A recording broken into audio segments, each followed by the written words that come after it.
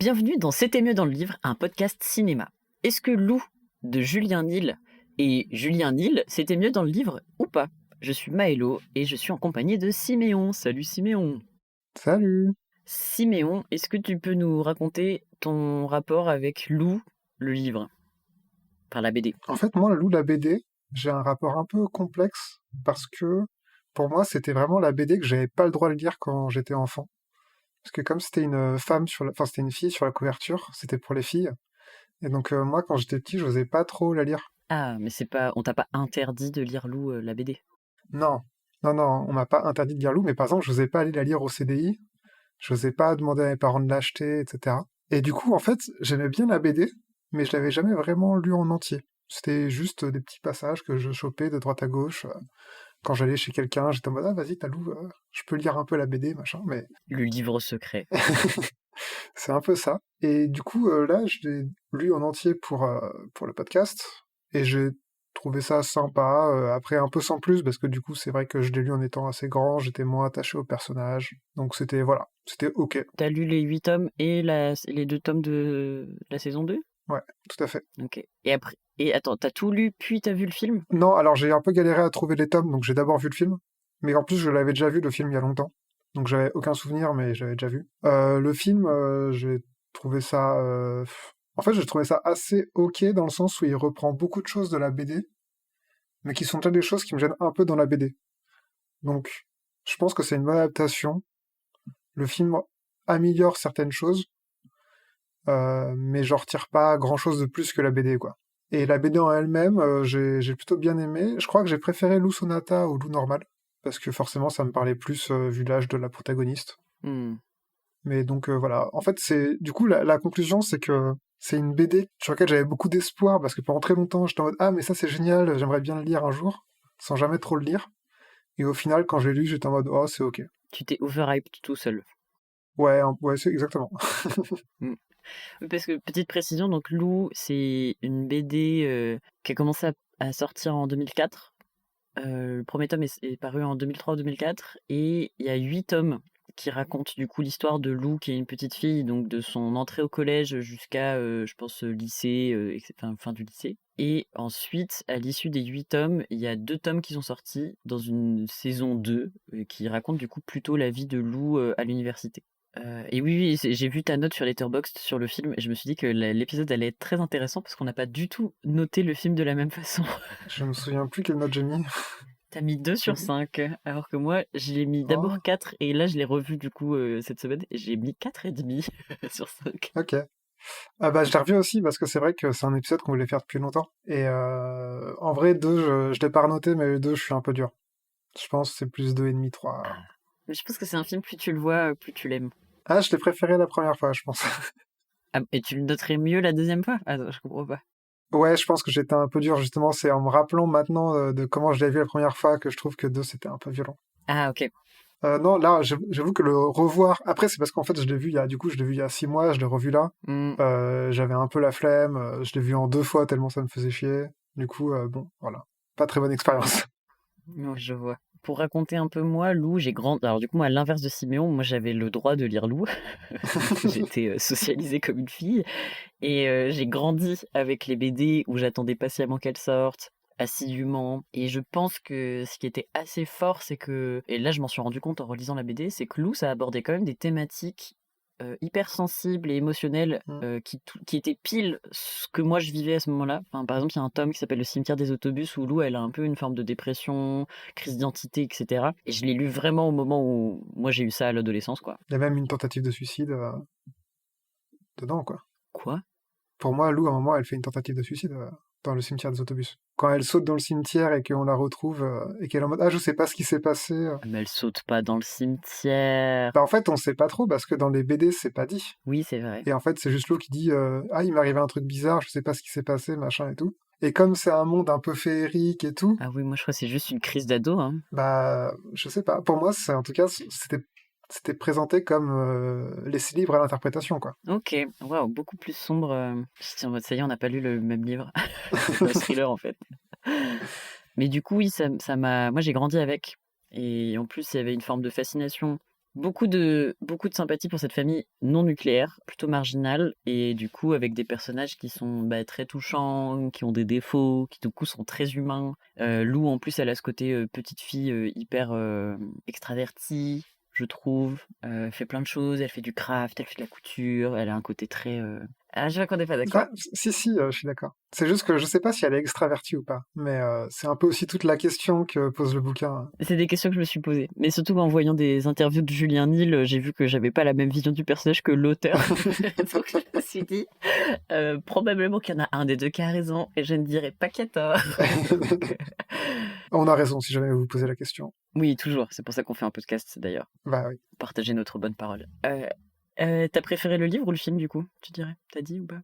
Non, j'ai pas dit. Je pense que j'ai préféré le livre. J'ai préféré la BD. Ok. En fait, pour une raison simple, qui est que je trouve que le concept qui est un peu la vie calme et banale d'une petite fille marche beaucoup mieux en BD qu'en film. Et parce que je trouve que les actrices ne jouent pas très bien dans le film, donc ça joue pas aussi dans leur faveur. Aïe, ça tire à balles réelles. Je parle des enfants, je parle des enfants, Oui, je parle pas c'est des clair. vrais comédiens, bien sûr. C'est pas en plus c'est pas elle, c'est juste les enfants acteurs de façon générale, tu les détestes quoi. Oui, c'est vrai, c'est vrai. Mais en plus du coup toi tu dois avoir plein d'infos parce que toi t'as lu le livre sur les backstage. Alors non, je l'ai, mais je ne l'ai pas lu.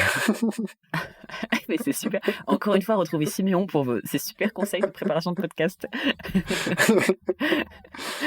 Et bah c'est super, tu pourras me le prêter, Bah ouais. j'espère. Enfin, en fait, non, parce qu'il est même pas vraiment à moi. Il est à ma copine qui me l'a prêté. Mais Mais elle m'adore, donc elle va bien vouloir me le prêter.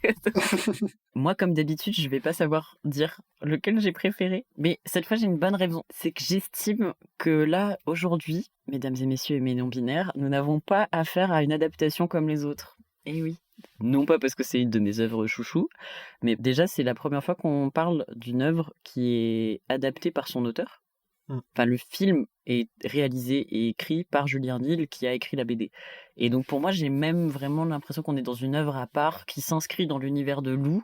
Mais en plus, c'est quelque chose que Julien Nil a l'air de faire beaucoup en tant qu'artiste, notamment avec Sonata, puisque là, donc, il a même développé ils ont même créé des albums musicaux avec les groupes qui interviennent dans la saison 2 de Lou. Il y a toute une continuité, tu sens qu'il y a vraiment cette envie de faire du transmédia autour d'un même univers. Ça y est, je dis des mots compliqués pour rien. Et du coup, pour moi, je trouve qu'il n'y a pas vraiment de préférence à avoir entre les deux, parce que pour moi, c'est vraiment deux œuvres à part. Enfin, de façon générale, en vrai, il ne faut pas avoir de préférence. Parce que c'est le principe de notre podcast, c'est de dire que les adaptations sont des œuvres à part. Mais je trouve que là, c'est particulièrement le cas. Je m'enfonce ouais. pour ne pas dire ma préférence. Voilà. Mais je suis tout à fait d'accord et j'aimerais même rajouter un point qui est que entre le film et la BD, il y a aussi eu une série animée. C'est vrai. Qui pour le coup n'a pas été faite par Julien Nil. Et j'ai mal préparé le podcast, mais je l'ai quand même un peu préparé. Et donc dans certaines interviews de Julien Nil, j'avais vu que en fait lui, il avait eu du mal avec la série animée, non pas parce qu'il trouvait qu'elle n'était pas fidèle ou qu'elle représentait mal des personnages ou qu'elle n'était pas bien, mais uniquement parce qu'il disait que ça venait pas de lui et qu'en fait il se retrouvait pas dedans quoi. Et que c'était une adaptation très bien, mais c'était pas son adaptation. Et ça l'avait pas mal gêné, et de ce que j'avais compris, c'était un peu pour ça aussi qu'il avait accepté de faire un film, à la condition que ça soit lui qui ait le dernier mot.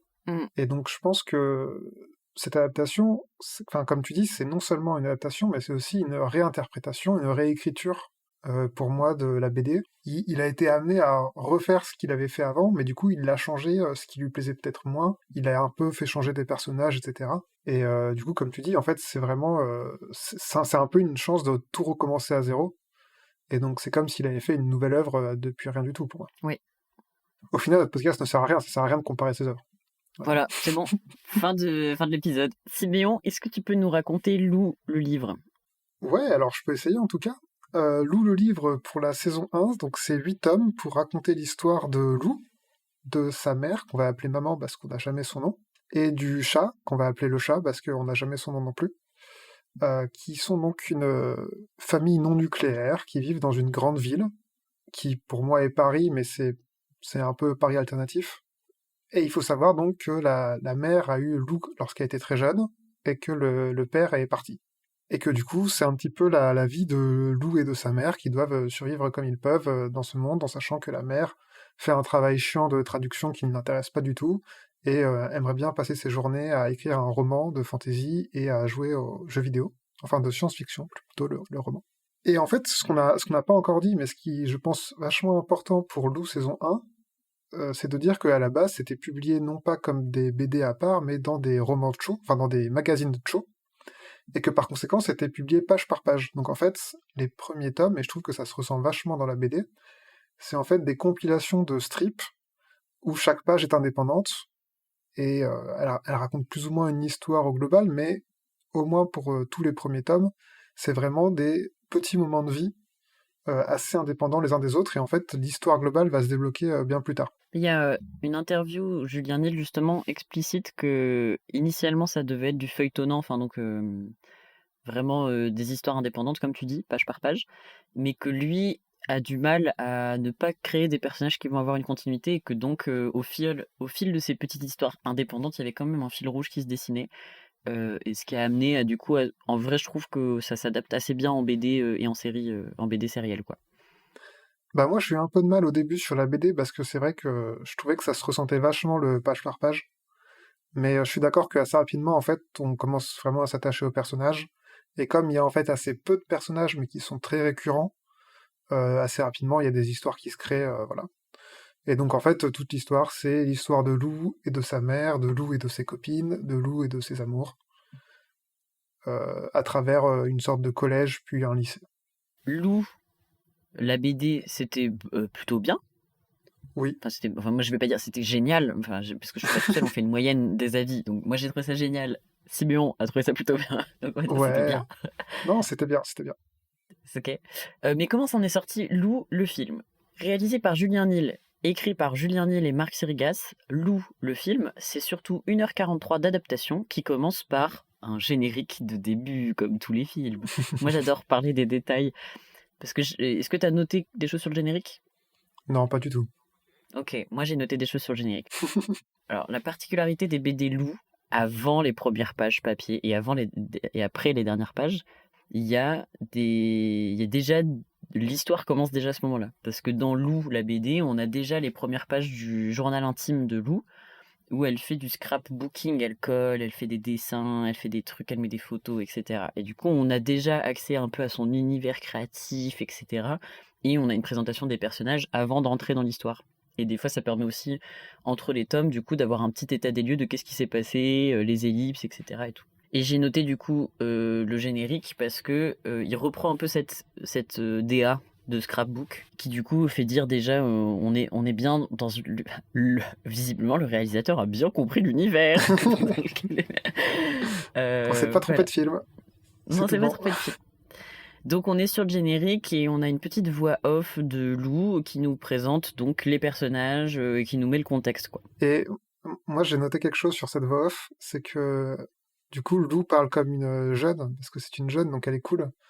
Donc elle utilise des mots comme cool ou craignos, qui sont vraiment des mots à la mode, qui sont pas du tout démodés, c'est bien, c'est sympa. C'est 2014 hein, quand même le film, ça va. Ouais, ben, moi, ça va cringe. Ok, bon. C'est peut-être un peu le côté, tu sais, vision des jeunes par un adulte. Ben, c'est ça. Moi, je trouve que ça faisait un peu forcé. Mais je sais pas si c'est l'actrice ou si c'est la C'est ça vision qui du est fou, c'est réalisateur. que moi, je l'ai pas du tout sur la BD, ce truc-là. Genre, Ah oui, je suis d'accord, mais je pense que la BD, elle a quand même... Enfin, en fait, le style de Julien Nil, c'est un style assez pastel, assez calme, assez relaxant, avec au final... Enfin, il y a des détails, mais c'est quand même relativement épuré, je trouve. Alors que, forcément, en film, tu peux pas forcément faire le même style, et je trouve que le film a beaucoup plus vieilli que la BD. ah, bah, je sais pas s'il a vieilli, peut-être, mais je pense que, en fait, ça me fait penser à deux trucs. Attends, est-ce que deux trucs? Bon, j'en ai au moins un en tête. Moi, je me suis noté que, clairement, le jeu d'acteur, il n'est pas naturaliste. Alors que la BD, elle s'inscrit dans quelque chose d'un peu plus réaliste et un peu plus. Enfin, on est sur du un peu plus ancré dans le réel, je trouve, avec la BD, alors que le film, il explore un côté un peu plus SF. Enfin, pas SF, mais un peu en décalage. On est vraiment. Tu sais, tu parlais de c'est un pari alternatif. qui est effectivement dans la BD, enfin, tu comprends que les villes, c'est pas exactement les mêmes villes que dans notre réalité à nous, etc. Mais je trouve que c'est moins choquant. Alors que là, dans le film, il y a tout un truc avec des technologies très futuristes, mais années 60. Il y a des cabines téléphoniques alors qu'on est clairement en 2014. Enfin, la ville, dès les premières images sur la ville, t'as vraiment tout de suite des immeubles avec des designs un peu futuristiques et tout, qui est quelque chose qui est un petit peu moins mis en avant dans la BD, je trouve, où du coup on peut un peu plus se reconnaître dans notre univers. Et du coup, sur un film, je trouve qu'il a pris un parti pris beaucoup moins naturaliste. Et du coup, ça fait un jeu un peu pas théâtral, mais un peu comme ça, un peu spécial, qui au début peut faire un peu bizarre, mais en fait, enfin moi, j'avoue qu'une fois que je m'y suis habitué, j'accepte que ça fait partie de l'univers et voilà quoi. Ok. Bah, j'avoue que j'ai pas eu la même gymnastique d'esprit. Et moi, ça m'a très vite gêné ce côté. Parce qu'en fait, oui, t'as raison. C'est vrai que j'ai dit de manière un peu arrogante que les acteurs jouent mal, et notamment je pensais aux jeunes acteurs. Mais non, en fait, je pense que t'as raison. C'est plus un truc qu'on leur a demandé de répéter des phrases d'une certaine manière, peut-être. Et c'est vrai que ça me fait vachement penser, je sais pas si t'avais vu le film Illusion perdue, là, qui est une reprise de Balzac. Un prochain épisode peut-être. Peut-être, si on veut se taper un bouquin de Balzac. Mais enfin, en fait, c'était aussi beaucoup dans ce truc-là où on sentait que les acteurs déclamaient un peu leur texte. Et je pense que c'est juste un style que j'aime pas, en fait. T'as raison. C'est pas forcément une histoire de bien jouer ou pas. Mais et je pense que tu pointes le truc, c'est que ça fait vraiment, tu entends le dialogue. Ça serait une question à lui poser Mm.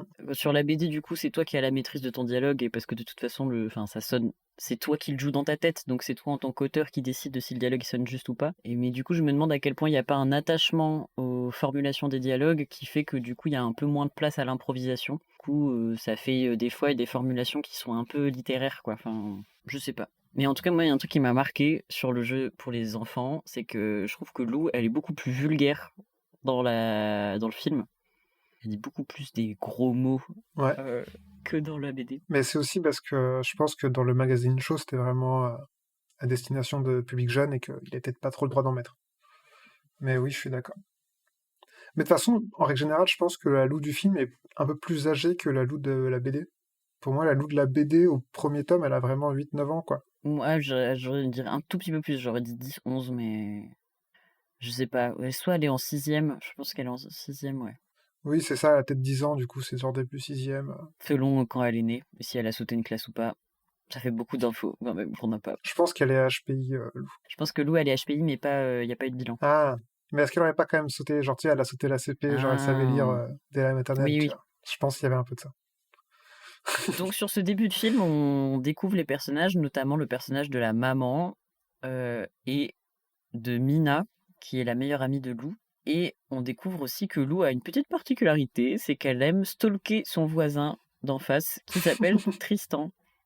Donc c'est un peu les trois personnages qui sont déjà présents dans la BD et qu'on découvre à ce moment-là.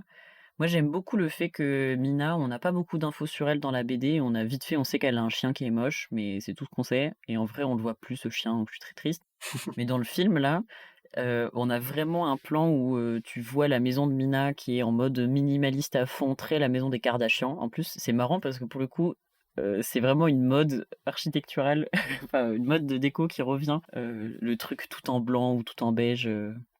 Un peu, comment on dit, le truc des énergies, là, c'est pas Tai Chi, c'est, je sais plus quoi. C'est Feng Shui. Feng Shui, pardon. Excusez-moi pour le racisme. C'est pas Tai Chi. Le Tai Chi, c'est un sport, genre. Ouais, c'est un truc, un art de combat, ou enfin, un art martial, je crois. Oui, je suis d'accord, il y a quand même tout un gros passage où Lou nous explique comment va sa mère, comment elle vit avec sa mère, comment va Mina, comment vit Mina avec sa mère, qui est Tristan. Et en fait, moi, pour le coup, je trouve que ça fait trop. Je trouve que ça fait très exposition. Déjà, le film commence sur une voix off qui nous explique qui est Lou et qu'est-ce qu'elle fait dans la vie. Je trouve ça un peu long. Ensuite, on a encore l'exposition sur Mina, sur Tristan. Je trouve ça encore un peu long. Et c'est vrai que moi, ça m'a un peu gêné déjà. Ce côté, ouais, très exposition, quoi. Hmm. Surtout que, alors je peux me tromper, mais je pense que le film est quand même plutôt à destination de gens qui ont lu la BD.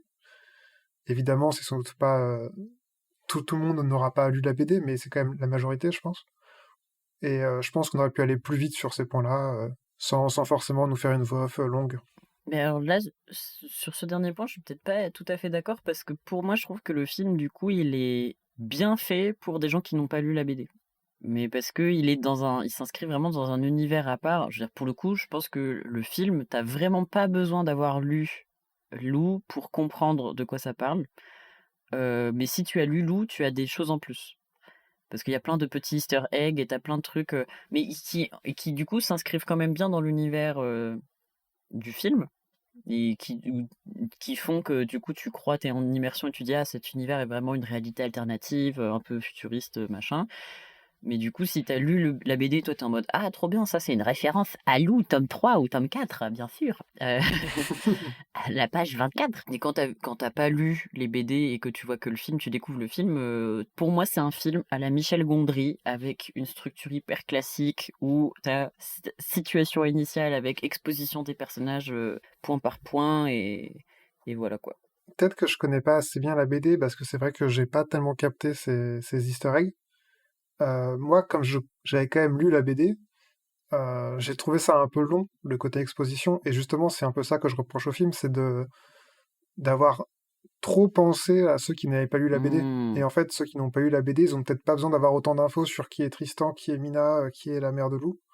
Et peut-être qu'on aurait pu aller plus vite.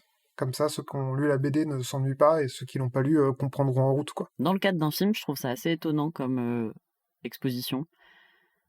Et effectivement, ça fait un truc très classique, presque un peu. Est-ce que ça vient du fait que l'auteur, le réalisateur, il est plutôt auteur de BD initialement et que du coup il est plutôt sur la littérature, sur des médias littéraires? Je ne sais pas. Mm.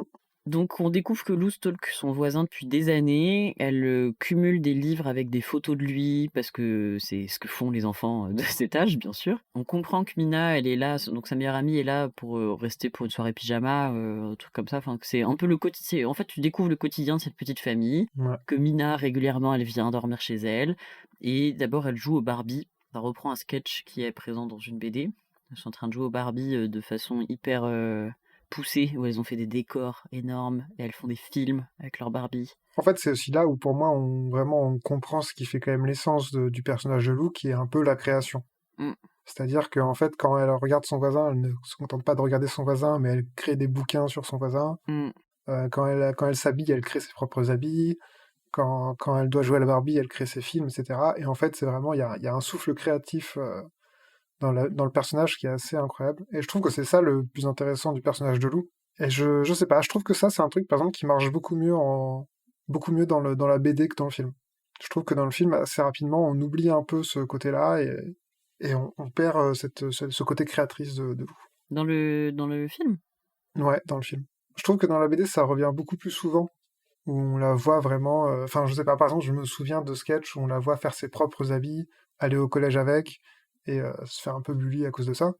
Oui. Là, dans le film, on a une scène où elle crée un habit, mais en fait, ça va pas plus loin, quoi. En plus, l'habit qu'il crée ne fait pas spécialement créatrice ou création. Ça pourrait être un habit que t'aurais acheté. Moi, je trouve que la créativité ou même le côté un peu, tu sais, la maison très encombrée, cosy, enfin, qui montre que les deux, parce que la mère aussi, elle a ce côté créatrice aussi, quand même, on le découvre plus tard. Je trouve que ça passe peut-être un peu plus par la déco et par la narration environnementale, comme on dirait dans le jeu vidéo, et du coup par les décors, les accessoires, enfin les vêtements de Lou, elle a un sac avec plein de petites peluches dessus, où tu sens que du coup, ça pour le coup, tu te dis, bah c'est elle qui l'a fait, enfin, il y a un ensemble de choses, de petits détails qui, moi, m'ont fait sentir que. Enfin, j'ai retrouvé le personnage. Je suis d'accord qu'on a moins d'action dans le film qui montre ce côté créatif. Ouais, ouais. Je trouve que ça s'est transmis différemment, en fait. Ouais, ok. C'est possible. T'as raison. Donc on continue dans le quotidien de cette petite famille. Elles vont, comme à leur habitude, manger chez Gino parce que la maman est incapable de faire à manger. Donc Gino, c'est quoi? C'est dans la BD, c'est un restaurant italien de pizza qui est juste en bas de chez elle. Dans le film, c'est un restaurant italien qui est juste en bas de chez elle. J'ai pas pu m'empêcher de noter que, a priori, les acteurs qui jouent, enfin, je couperai au montage si c'est vraiment trop bas. On est d'accord que c'est des acteurs asiatiques qui jouent des Italiens, des clichés d'Italiens. Oui, tout à fait. Et que dans le restaurant, on est dans un resto pizza asiatique, quoi. Genre, Ouais, il mélange un peu les deux cultures. Il y a des statues qui font un peu asiatiques. Et en même temps, il y a des affiches de Venise. dans mes souvenirs, il y avait même des sushis, des bateaux de sushis qui passaient, mais pas du tout. Ils font vraiment que des pizzas, je crois. Mais j'ai pas vérifié le menu de Gino, mais j'ai pas compris en tout cas ce mélange C'est la mondialisation, Melo. Ah, C'est ok. comme ça. Ah. Non, je sais pas. Pour le coup, ça m'a pas méga choqué. Enfin, moi, j'ai trouvé ça rigolo. Et en fait, je sais pas. Pour moi, c'est aussi une façon de décrire la ville, en fait. De dire, bah, la ville est tellement grande que les cultures se mélangent et que les gens changent. Et en plus, c'est des acteurs typés asiatiques, mais quand ils parlent, ils ont un accent italien. Donc, dans ma tête, c'était des Italiens qui avaient des racines asiatiques. Oui, c'est vrai qu'en plus, c'est un côté. En fait, ce qui, à la limite, est un peu marrant, c'est que c'est pas du tout adressé dans le film. Mm. T'as raison, je pense que ça permet de placer un peu cet univers comme un univers un peu absurde et un peu clairement différent du nôtre, quoi. Parce que c'est pas le genre de resto qu'on voit chez nous. Oui, puis ça se trouve, c'est juste que l'Asie dans le monde de Lou est différent de l'Asie dans notre monde et que dans leur monde, les pizzas sont Et en asiatiques, plus, quoi. il le dit, le pizzaiolo, à un moment, il dit vraiment qu'il vient d'Italie. Enfin, Ah ouais? Ah, bah, donc pendant le repas chez Gino, on voit vraiment que la maman, elle est un peu elle est un peu en dep et que Lou, ça l'inquiète. oui, D'ailleurs, Lou, elle est assez sombre, je trouve. en fait, pour moi, c'est un des trucs qui m'a gêné dans le film, c'est le fait que le film est beaucoup plus sérieux que la BD, à mon sens. Hmm. Parce que c'est des vrais acteurs, parce que c'est pas des dessins. Ça donne vraiment tout de suite une impression de gravité plus grande. Et en l'occurrence, le fait que la mère, dans le film, soit visiblement incapable de s'occuper d'elle et de sa fille, parce qu'elle sait pas faire à manger, parce qu'elle travaille pas ou très peu, etc. Tout de suite, je trouve qu'il y a un côté un peu dramatique, où on se dit, mais c'est horrible pour cette jeune fille qui ne peut pas profiter de son enfance, etc. Ou dans la BD, c'est un joyeux bazar. Hmm. Je trouve que dans le film, tout de suite, on a l'impression de quelque chose de grave, en fait. Et du coup, dans le film, on a cette première partie où, en effet, la mère est un peu déprimée, et c'est Lou qui... On a un peu l'impression que Lou doit s'occuper de sa mère. Hmm. Alors, en fait, ça va un peu gêner au début, mais on verra que dans la suite de la BD, c'est... Enfin, dans la suite du livre, ça va Hmm. s'inverser. Donc c'est pas gênant en tant que tel. Mais du coup, je trouve que tout le début du film, c'est vraiment, on a vraiment l'impression que la mère est un boulet pour Lou, quoi. Moi, je l'ai pas ressenti si fort que ça parce que donc après le repas, donc on a Lou et Mina qui rentrent chez elle avec le chat. Première apparition du personnage du chat qui apparaît. Et on a aussi, dans cette scène-là, je passe rapidement dessus, mais on comprend vite fait qu'il commence à y avoir de l'eau dans le gaz entre Mina et Lou, parce qu'en fait, Lou, elle est un peu dans sa tête et elle fait que penser à ses problèmes avec Tristan et machin, et elle est beaucoup centrée sur elle. Et clairement, à un moment, Mina lui dit, mais tu t'écoutes pas quand on te parle, en fait. Ouais. Et en fait, elles rentrent que toutes les deux parce que maman fait la plonge. Et maman fait la plonge pour permettre de payer les repas qu'ils ont mangés chez Gino.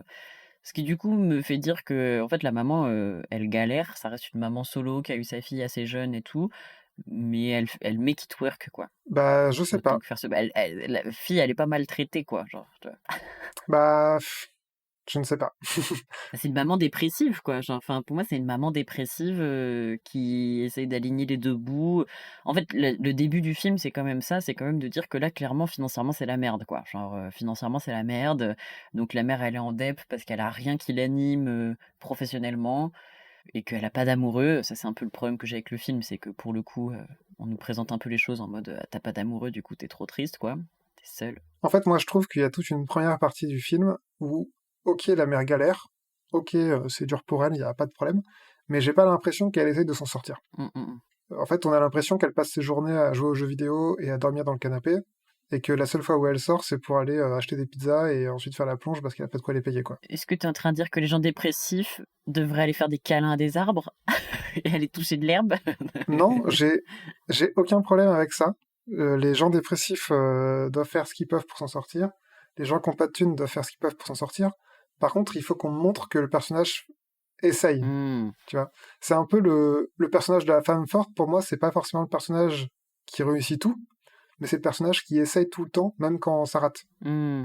Et là, son personnage-là, j'ai pas l'impression de le voir essayer, en fait. J'ai l'impression que, justement, il a un peu abandonné sa situation, et qu'il... Alors, je serais pas jusqu'à dire que le personnage se complaît dans sa vie, mais en tout cas, j'ai pas l'impression qu'elle essaye d'améliorer son quotidien. C'est plus ça qui me gêne. Et du coup, j'ai l'impression que c'est Lou qui se retrouve à devoir essayer de faire en sorte d'améliorer le quotidien de sa mère, alors que Lou, elle a d'autres problèmes, et elle devrait pas avoir à s'occuper de sa mère. Mais là où je te rejoins, c'est que dans la BD, c'est vrai que la mère, elle a ce côté beaucoup moins d'avoir abandonné. C'est vrai que la mère, elle a un côté beaucoup plus active, mais parce qu'il y a des différences. On reviendra dessus, mais déjà, il y a des différences de carrière, il y a des différences de... Le film prend pas les personnages au même endroit que le livre, en fait. Non. On les retrouve à un moment où, pour moi, c'est limite, ça commence avant la première BD, presque. Oui, bah, je suis d'accord. Avant ça, j'aimerais quand même faire un point chat. Ah, ok, point chat. Allons-y. Parce que je crois que c'est très important de parler de ce chat qui joue incroyablement bien à mes yeux. Mais j'ai noté aussi que le chat joue Je super trouve bien. que le dresseur de chat est incroyable. Il y a vraiment des trucs où le chat fait des Mais, regards à droite, à gauche, il va mais il miauler est au bon incroyable, moment, ce il chat. va se déplacer de telle manière, et donc je trouve que le chat mérite un Oscar. Miauler, moi, j'ai trop le truc de... je me doute que ça a été rajouté au sound design, enfin, en post-prod et tout. Ah, Mais par contre, il y a un moment où Lou, elle porte le chat pour le montrer à la mère, et le chat se lèche pendant qu'elle le porte. Genre, un chat ne fait pas ça, vraiment. Genre, ce chat, je sais pas comment ils l'ont casté. Mais en plus, il est gris. Pour moi, le chat, il est le même que dans la BD. Genre, vraiment, c'est exceptionnel, le chat. et puis, enfin, je trouve que pour le coup, Julien Nil joue bien avec, parce qu'il y a vraiment des moments où il y a des gros plans sur le chat, où il y a des moments où le chat est le seul personnage dans la scène.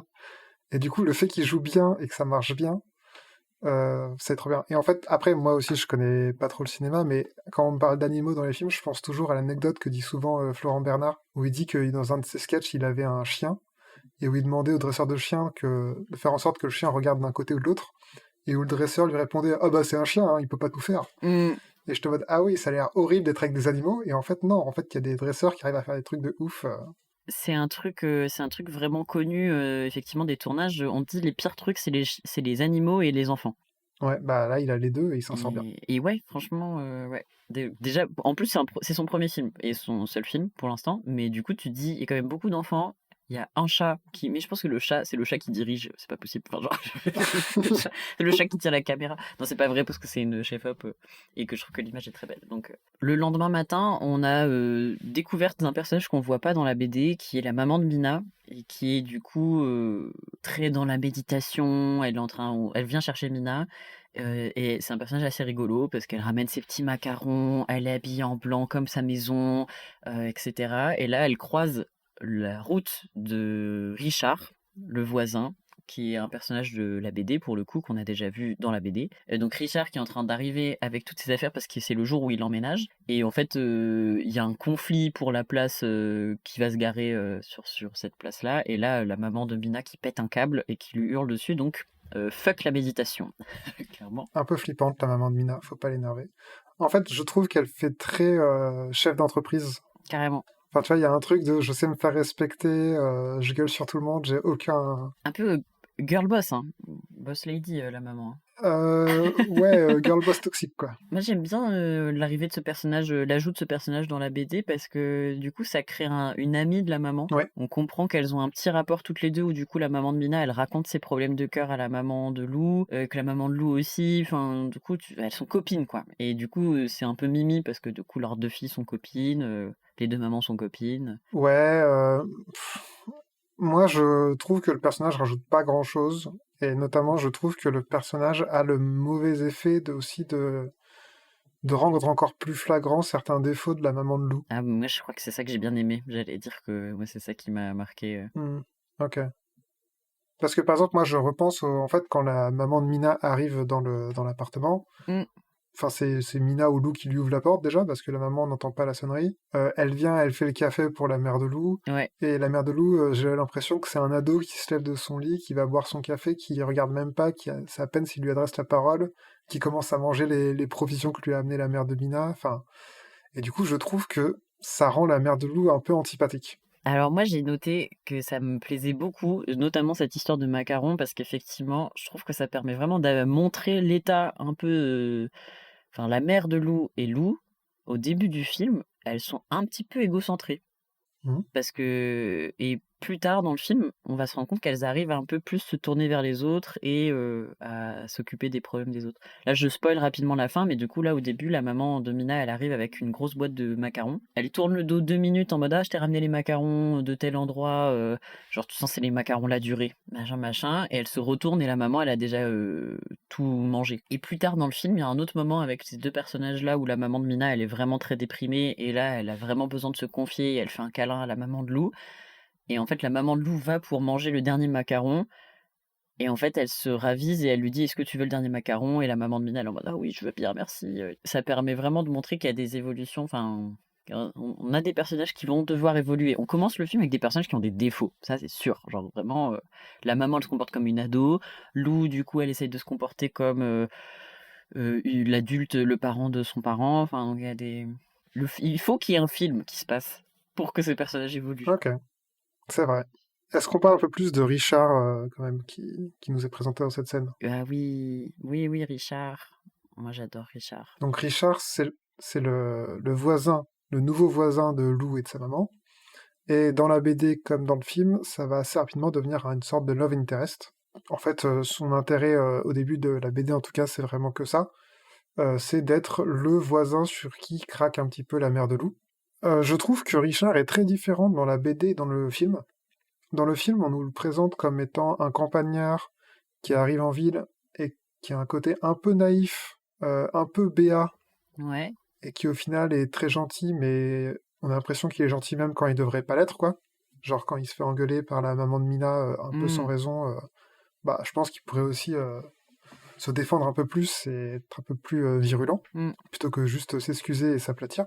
Je trouve que dans la BD, le personnage de Richard est beaucoup, beaucoup plus colérique Mmh. et se laisse beaucoup moins marcher sur les plaies, quoi. C'est aussi un campagnard, il a aussi un mode de vie un peu bizarre parce qu'on comprend qu'il vit pas tout à fait comme il faut dans la ville, mais il peut aussi se montrer pas content et il peut aussi engueuler les gens, quoi.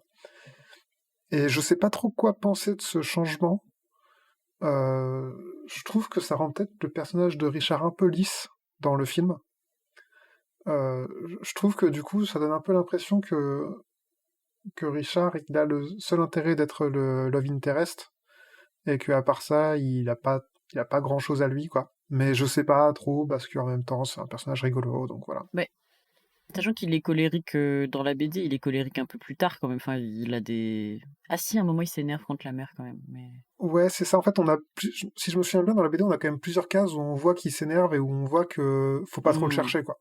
Où en fait, enfin, c'est pas tant qu'il est colérique, mais c'est que il peut se vexer. Oui, il a un amour propre, quoi. Voilà, c'est ça. Alors que là, dans le film, enfin, on a presque l'impression qu'il en a pas, quoi. C'est vrai. Pour moi, c'est un peu un grand enfant dans le film. Bah, moi, je le trouve très touchant dans le film quand même. Je l'avais pas vu comme ça. Je suis d'accord. Je pense qu'effectivement, ça le lisse un peu et ça le catégorise beaucoup. Enfin, à son rôle de. Ça le rapporte beaucoup à son rôle de love interest. Je pense que je suis quand même. J'aime beaucoup le jeu de Ken Kojandi. Et je trouve que du coup, c'est Ludivine Sagné qui fait la maman. Et je trouve que les deux, ils fonctionnent bien ensemble, quoi. Enfin, pour le coup, moi, j'y crois vraiment à cette petite histoire d'amour entre eux. J'y trouve très mimi. Mais c'est vrai, c'est intéressant ce que tu dis. Après, je pense que j'ai trouvé ça intéressant d'avoir des scènes où lui, il se laisse marcher dessus, justement. Mais je sais pas. Enfin, mais je pense que j'ai trouvé ça touchant. Je pense plus en termes de. Parce que c'est quand même un film où tu as une majorité de personnages féminins. Et je pense que c'est le seul personnage masculin adulte. Après, il y a des enfants que tu vois vaguement, genre. Ouais. Bah, il y a François Rollin, mais on va pas dire que c'est pas vraiment un personnage, quoi. C'est qui ça? C'est qui? C'est la mère de la copine de Marie-Émilie. C'est le père de Marie-Émilie. Ah oui, c'est vrai. Ah oui, oui. C'est vrai qu'il est. Oui. Mais on le voit, ouais, 2 minutes, quoi. Mais bon, je sais pas, je trouve ça intéressant du coup d'avoir dans ce film-là, avec une majorité. Enfin, je sais pas, d'avoir cette masculinité, justement, d'un perso avec pas beaucoup de caractère. De Ouais, masculinité. enfin, je sais pas. Non, c'est pas une bonne façon de le dire. Ouais, C'est pas du tout ce que je voulais dire. non, mais c'est intéressant. Mais peut-être qu'effectivement, peut-être qu'il manque un peu de personnalité. En fait, je pense que c'est aussi quelque chose que je dis parce que le personnage de Richard dans la BD, c'est quand même une grosse question pour moi. Hmm, Parce qu'on l'a pas dit, mais donc il y a un moment où ce personnage va disparaître. hmm, Et dans la BD, on n'a jamais vraiment l'explication du pourquoi, du comment, hmm, hmm. ou en tout cas de manière très peu claire. Et c'est quand même, enfin, moi je l'ai vécu vraiment comme un grand traumatisme son départ, comme une trahison. Et en fait, je vois pas le personnage de Richard du film commettre la même trahison. Ouais. Et peut-être qu'il le ferait ou pas, hein, j'en sais rien, mais du coup c'est pour ça où j'ai l'impression que le personnage perd une partie de ce qu'il caractérise. Mais c'est aussi parce qu'en fait, on n'est pas allé jusqu'au moment fatidique où ce départ devait arriver ou pas. Donc, en fait, on n'en sait trop rien. Je pense que tu vois, typiquement, si tu continuais Lou, le film, je pense qu'effectivement, ça n'arriverait pas. Mais parce que c'est pas le même. Ouais, bah justement, moi, j'arrive pas trop à dire, en fait. Enfin, je sais pas à quel point son départ dans le film apparaîtrait comme un peu faux, ou comme encore plus traumatisant au vu de son caractère particulièrement bienveillant. Oui, bah peut-être que c'est aussi parce que là où on l'a dans le film, c'est quelqu'un qu'on découvre en fait. Enfin, je veux dire, c'est en vrai, c'est le début d'un crush et d'une amourette. En fait, ils se connaissent très peu et on a peut-être tout l'espace plus tard dans un autre film de découvrir qu'il a de l'amour-propre et qu'il a aussi des inquiétudes et qu'il est capable de ghoster tout le monde. C'est ça. Ça se trouve, Lou 2, ça sera Richard le mari violent. Non! Je refuse. Bah, Avant d'en arriver là, Lou décide d'adopter le chat dans le film. Revenons au film. oui.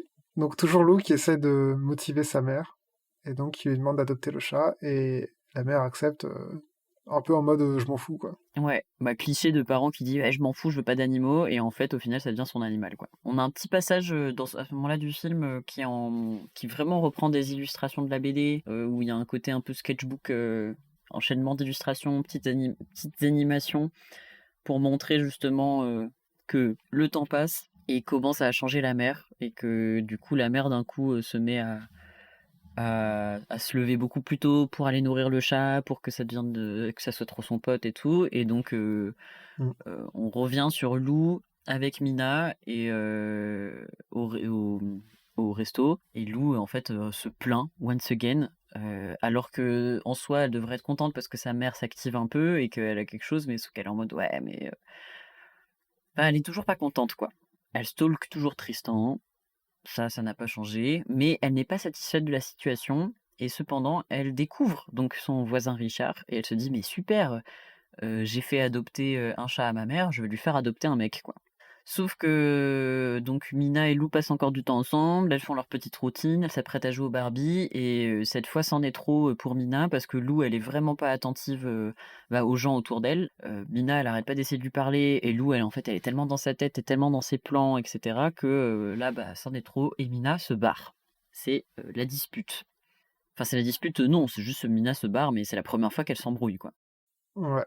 C'est Mina qui se barre et qui ensuite refuse de lui adresser la parole. Ouais. Voilà. Et du coup, Lou ne comprend pas, ne sait pas ce qui s'est passé. Lou est en full déprime au resto de pizza. Il y a un truc un peu mimi. En fait, c'est aussi pour ça, je pense que ça arrive assez vite quand même. Mais du coup, je pense que c'est pour ça que je vois pas la mère non plus comme complètement démissionnaire. Parce que la mère, elle voit bien que sa fille, ça va pas. Mm. Et du coup, elle demande à Gino de mettre plein de fromage, plein de parmesan sur la pizza. Enfin, plein de. Voilà. Et du coup, tu te dis, bon, en fait, c'est juste la mère, elle prend soin de sa fille comme elle peut, à sa manière, genre. Et qui est-ce qui rentre dans le restaurant de pizza? C'est Chèvreman, aussi appelé Richard. Ouais, voilà, le berger. Non, qui a un blouson en peau de chèvre ou en peau de mouton, on sait pas trop. Et à ce moment-là, maman crush sur Richard très fort. Oui, c'est ça. C'est l'amour au premier regard, et Lou le remarque, et ça tombe bien, puisque Lou avait déjà plus ou moins prévu de les faire cohabiter. Move on, Lou, elle recroise Mina, mais avec une autre fille. On ne dit pas son prénom, je crois, dans le film, mais c'est Karine. Ouais, bah voilà, je l'avais pas noté. Et donc Lou, elle croise Mina et elle est en mode ah trop bien, ça va et tout, haha, hihi. Et donc c'est là où on commence un peu à comprendre ce que Mina reproche à Lou parce que Lou, elle s'embrouille avec la nouvelle copine de Mina en mode mais tu te prends pour qui toi, vas-y parce que du coup clairement Mina elle a pas envie de parler à Lou sauf que Lou insiste et donc cette fameuse Karine essaye d'envoyer chier Lou en mode bah, vas-y lâche-la. Et Lou s'énerve et là Mina lui dit non mais tu te prends pour qui? En fait on la croise tous les jours depuis des années et tu lui as jamais adressé la parole quoi. Et en même temps, j'ai envie de dire, les gens que tu croises tous les jours dans le bus, est-ce que tu leur as déjà adressé la parole, et est-ce que tu pourrais les reconnaître? Moi je l'ai vraiment pris comme elles sont dans la même classe et en fait Lou elle a tellement vécu dans sa petite bulle avec que Mina que là Mina elle sature un peu et est en mode c'est bon j'ai envie de rencontrer d'autres gens quoi. Enfin de... Ok. Et en même temps, moi je connaissais pas les gens de ma classe. Donc bon. Moi j'avais pas de groupe de potes donc j'étais obligée d'être pote avec tout le monde. Enfin je connaissais tout le monde du coup. Ouais, j'étais obligé d'être trop populaire en fait. D'être pote avec tout le monde, quoi. J'avais pas le choix. Non parce que j'avais pas vraiment d'amis du coup. Pas de... Non, bah moi je traînais au CDI et je parlais pas aux gens de ma classe, donc je Ouais. les connaissais pas. T'allais au CDI pour ne pas lire Lou. Moi je sais pas ce que tu faisais de ta vie mais... Bah, je lisais d'autres choses. Je m'instruisais, en fait, tu vois, je lisais le dictionnaire.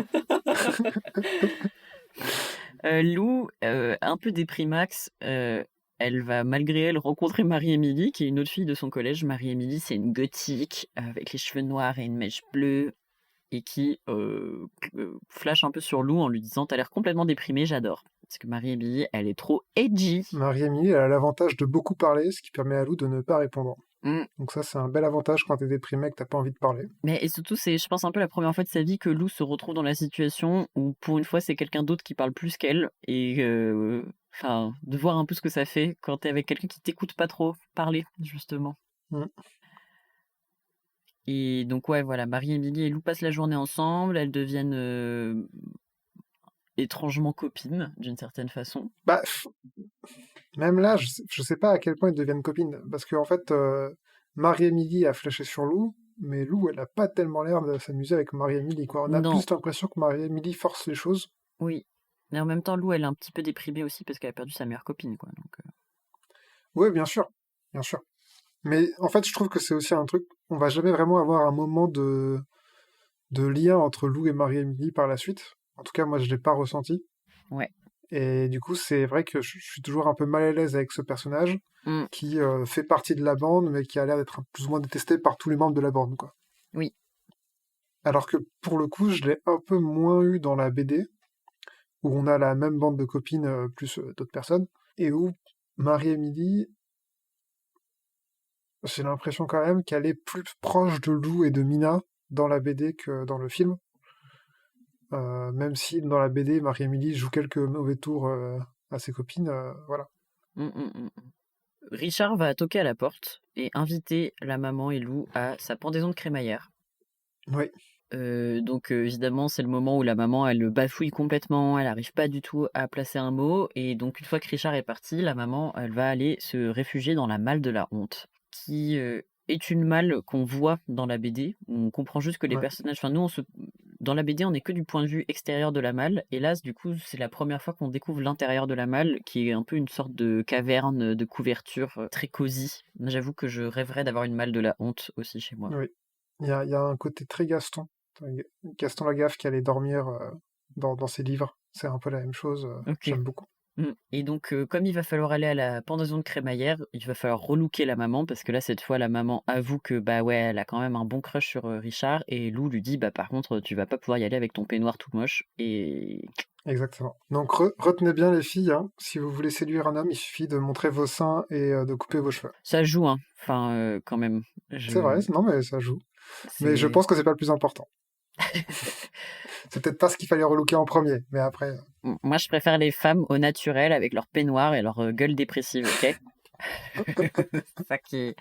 Peut-être que c'est ça qui a plu à Richard en plus. Et donc, en tout cas, c'est une petite reprise dans des sketchs de la BD, puisque il y a, dans la BD, quand elles vont à la pendaison de crémaillère, Lou, c'est au dernier moment, elle lui dit ah, mais tu peux pas y aller comme ça, je te fais un truc en 2-2. Et sauf que là, c'est plusieurs jours où Lou va préparer Mm. la robe pour sa maman, donc on comprend encore une fois qu'elle est un peu crafteuse. Et donc, c'est le moment de la pendaison de crémaillère. Où la mère arrive un peu bourrée. Moi, vraiment, je l'aime trop, la maman, parce elle a vraiment ce côté pas maman parfaite du tout, quoi. Enfin, et maman célibataire qui galère, et je sais pas, moi, je m'identifie beaucoup à elle. Enfin, je suis pas maman, mais Ouais. je m'identifie quand même beaucoup à elle.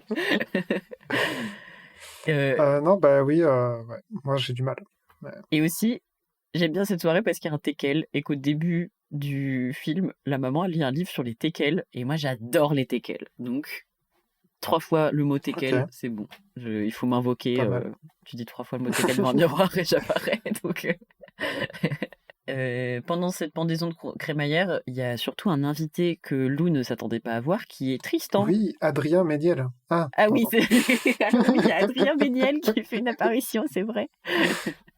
C'est vrai, je n'y ai pas Oui, cru. non, il y a Tristan. Oui, parce que Lou, elle s'en fout un peu d'Adrien Méniel, en vrai, je pense, mais du coup, donc, parce qu'il est Ah, beaucoup plus avec elle. Mais je pense qu'il n'avait pas encore commencé le show de case dans le Lou Universe, c'est pour ça qu'il s'en fout. c'est pour ça qu'il va en soirée. Et donc, elle voit Tristan, et elle essaye absolument de l'éviter, parce que quand tu vois ton crush, il faut absolument l'éviter. Non, surtout qu'elle est comme sa mère, elle ferait que bafouiller, donc elle a trop honte. Et par un concours de circonstances, elle se redresse et se prend une poutre de la maison de Richard et va tomber dans les pommes.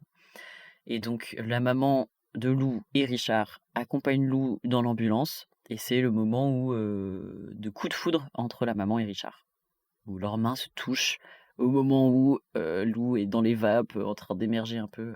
Cette scène, elle est très jolie. Il y a des lumières qui tournent et tout. Enfin, c'est un côté très. Oui, elle est très jolie et je voulais juste aussi dire qu'en fait, on sentait déjà que la maman de Lou et Richard, ça matchait parce que dès qu'ils se voyaient, les deux bafouillaient, etc.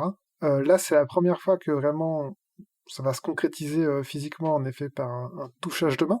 Mm, mm. Ce qu'on appelle la base 1 dans le milieu de la drague. Milieu que je connais très bien, hein, bien sûr. Si vous Ouais. avez des questions, des interrogations, n'hésitez pas à me demander. Simeon a écrit un livre sur la drague. J'ai très honte. Et ce que je veux dire, c'est qu'en fait, malgré ça, j'ai l'impression que ça va encore bloquer un peu. Mm. Ou en fait, ok, ils se sont touchés la main dans cette situation, mais ils vont encore un petit peu attendre un peu avant de vraiment avancer dans leur relation. Ouais. Avant de tremper le Euh, biscuit. Ah non. exactement. Ouais. Non, je sais pas ce qu'ils font après. Je crois qu'après, ils se font un bisou d'abord, quand même. Oui, non, non. Enfin, oui, Ah, ah oui, mais oui, enfin, c'est. oui, Mais t'as enfin, raison. tu Mais oui. spoil, tu vas trop vite. J'ai tout dit, Gaspard. Non, ben oui, voilà, très belle scène. Et je veux juste aussi dire que quand le loup se réveille, il y a une des meilleures blagues du film, qui est qu'on entend le loup qui se réveille au son des bruits d'hôpitaux. Mhm. Et en fait, la caméra dézoome et on voit que c'est juste Lou qui est chez elle et qui joue avec son piano. Ça m'a fait beaucoup rire. Trop fort. Oui, parce que Lou est de retour chez elle, elle reçoit la visite de Marie-Émilie qui est convaincue qu'elle a fait une tentative de suicide. Donc comme quoi, ça me fait dire que ta Exactement. théorie sur le cimetière des Bah ouais. autobus n'est pas si fausse. Et ouais, comme quoi, j'ai vu le film, hein, Tout est pour une lié. fois. Donc Marie-Émilie qui lui ramène des fleurs et qui écrit genre condoléances, un truc comme ça. Très drôle. Et pendant ce temps, on a la maman de Lou qui est en train de faire ses traductions de Goldave. Ça, c'est un petit détail du film. C'est que, enfin, et un petit détail tout court de l'univers de Lou, c'est qu'il y a un point très important sur la création de marques et surtout d'éléments des villes qui n'ont pas les mêmes noms. Voilà. Et donc, Mm. il y a cette langue qui s'appelle le Goldave. On ne sait pas trop ce que c'est. Et là, je dis un truc et en fait, je vais dire ça. Et là, on va se faire cancel parce qu'on se rend compte qu'en fait, le Goldave est une langue qui existe. Attends, je vérifie. Non, je crois vraiment. Enfin, en tout cas, je Goldave. le connais pas. Non, c'est bon. C'est bon. Tout va bien. Magnifique. Ouf, je ne suis pas goldavophobe. Et donc la maman est prof et traductrice de Goldave, pardon. Et en plus, ça, c'est un truc qu'on voit dans les BD, je sais plus à quel moment. Mais on la voit Oui, c'est étudier le ça. Goldave. On voit aussi Lou et Marie-Émilie qui étudient un livre de Goldave. Voilà. Et bon, bref, tout ça pour dire qu'elle est en train de travailler sur son Minitel du futur, je sais pas Ouais. quoi, son ordi marrant. Et en fait, Ça la saoule. ça la saoule, bien sûr, parce que ça n'a pas l'air très passionnant ce qu'elle fait. Elle traduit des pubs de chasse d'eau, Ah oui, oui, des manuels de chasse d'eau, je sais plus. des trucs pas très intéressants. Et en fait, elle est d'un coup possédée par la fibre créatrice et elle commence à écrire sur l'histoire d'un personnage qui s'appelle Sidera. L'aventurière galactique. Et ça place des choses du coup qui nous font dire Mm. que le film commence avant le premier tome de Lou, parce que dans le premier tome de Lou, la maman elle est déjà en train d'écrire son livre dès le début. Elle a déjà Ouais. enfin elle a écrit quelques histoires, elle a intéressé un éditeur qui lui a signé l'écriture d'un manuscrit. Donc c'est même je suis pas sûr que ce soit très fréquent de faire ça aujourd'hui pour un premier tome. Bien avancé. Oui, mais c'est ça, c'est qu'elle a déjà bien convaincu, elle a déjà signé un contrat qui fait elle va forcément sortir son premier tome. Alors que là, le film, la mère de Lou, elle est complètement dépressive, elle crée pas du tout et elle va découvrir cette envie de créer, quoi. Ouais, tout à fait. Et commencer à écrire cette histoire, donc de science-fiction. Dans le film, ça se traduit un peu comme dans la BD. Dans la BD, on a un changement de graphisme, on a un côté un peu 3D, un peu animation japonaise, c'est un peu ça les refs, très animé des années 80, ça fait sens, ce que je dis Pour moi, c'est 80-90? vraiment très proche de ce qu'on pourrait avoir dans Valérian et Laureline. Je sais pas si tu vois ce que c'est. Non. Valérian et Laureline, c'est une BD qui, je crois, à la base franco-belge et qui a été animée ensuite dans un style d'animation qui fait un peu plus penser à des trucs japonais, je pense. Ouais. Et qui est vraiment une BD que... Enfin, moi, j'ai pas lu les BD, mais c'est une série d'animation que j'adorais quand j'étais petit. Je trouve que c'est une très très bonne série d'animation. Mm, mm. Et c'est assez ressemblant, je trouve, dans la logique. Mais sinon, oui, c'est dans un truc très un peu Goldorak, Capitaine Flamme. Ouais, moi ça m'a fait penser à She-Ra, les princesses de pouvoir, enfin genre ce truc, ce genre de truc. Je connais pas. C'était le manga dont tu m'avais parlé, non? Dans les spécial mangas? She-Ra, alors il y a eu un remake en série d'animation, mais à la base c'est une série des années 80. Mais c'est un peu cette vibe-là, hein, Goldorak et tout quoi. Genre, Ouais. Et donc, qui est Sidera? Sidera, c'est une princesse galactique, intergalactique, qui est un peu un avatar du personnage de la mer. Et du coup, les aventures de la mer vont se retranscrire dans les histoires des aventures de Sidera, mais avec des métaphores beaucoup plus science-fiction. Ouais. Richard n'est plus Richard, mais devient le prince Fulgore, etc. Et elle affronte des créatures cosmiques. Voilà. Et là, on a un truc qui m'a beaucoup fait rire, c'est qu'on a un jingle pour Sidera, comme si c'était vraiment une série animée. Je sais pas si t'as relevé un peu les paroles du jingle. Si, un peu. Ouais. Mais Et bon, alors voilà, le jingle explique que Sidera n'a pas honte d'avoir des petites formes, alors qu'elle nous est présentée comme étant genre une bombasse incroyable. hyper pulpeuse et tout, ouais. Ouais, Enfin ouais. bon, bref, c'est pas grave, acceptons, mais bon. Mais surtout, ils disent que, par contre, elle a, je sais plus comment, j'ai pas noté les paroles, mais c'est quand même genre une princesse galactique, mais qui a pas du tout les codes sociaux. Enfin, Oui, elle est- Non, enfin, en fait, ça joue carrément sur les codes clichés, avec des personnages très dénudés, avec des grosses ouais. poitrines, des formes. Il y a un côté très érotique aussi dans tout ce qu'elle fait, où à un moment elle a Mm. une moto extraterrestre. Enfin voilà, c'est très suggestif.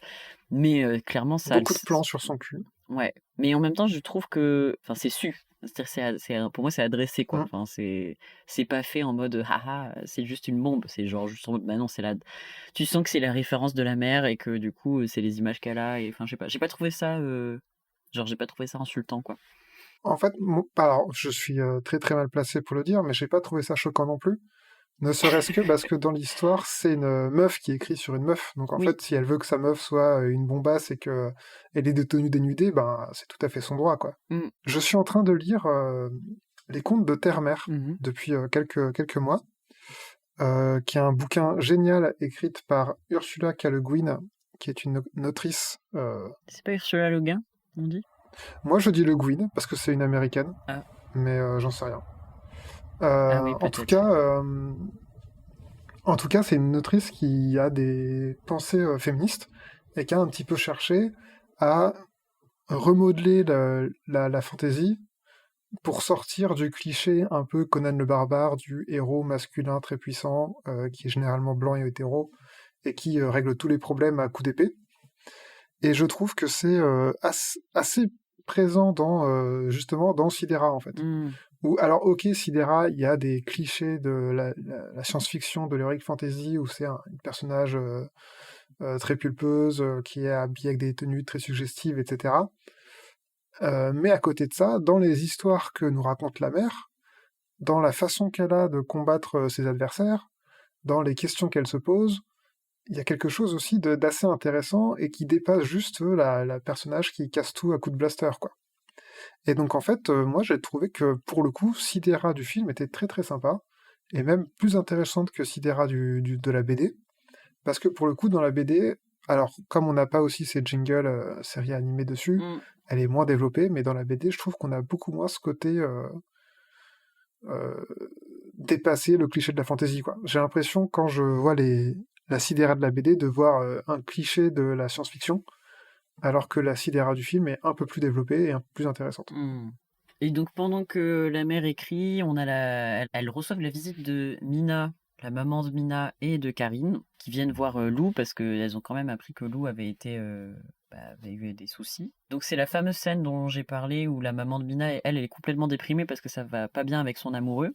Parce que ça c'est quand même un thème récurrent du film, c'est les relations amoureuses. Mm. Et donc la maman de Mina est déprimax.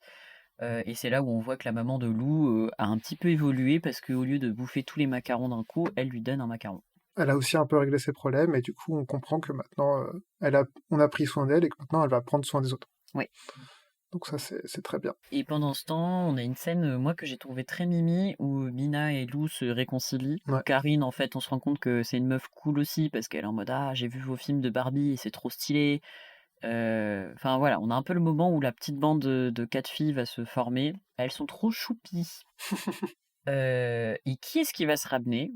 Je vous le donne en mille. Tristan, qui a quand même vu sa voisine se prendre une méga poutre dans la gueule et partir en ambulance, et qui, je pense, la trouve plutôt mimi et voulait prendre de ses nouvelles. Et il y a un moment assez rigolo où même la mère de Lou est complètement perdue devant Tristan. Et arrive plus à se présenter. Je sais plus ce qu'elle dit. Elle dit genre ah bah c'est la maman de Lou. Tu veux aller voir la copine de Je sais Mina? plus. Ah oui, c'est ça. Ouais, elle est complètement. Elle est très drôle. Elle joue super bien, je trouve. Et en plus, c'est vraiment l'image que tu te fais du personnage de la BD, donc Ouais, elle est très forte. carrément. Avec des yeux en plus, parce que dans la BD on voit jamais ses yeux. Parce que là, elle a des Oui. yeux. Si, on voit ses yeux sur une scène, je crois, où à un moment elle se coupe la frange. Un jour, elle se coupe la frange, un jour, oui. Voilà. Genre dans le tome 8. Non, je crois que c'est dans Sonata même qu'elle se coupe la frange, je sais plus, bref. Donc Tristan rend visite à Lou et ils discutent de faire une sortie garçon-fille.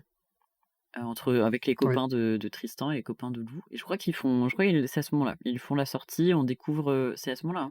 Oui, alors ils essayent un petit peu de discuter, on comprend qu'ils sont tous les deux un peu timides et qu'ils n'arrivent pas à s'avouer leurs sentiments.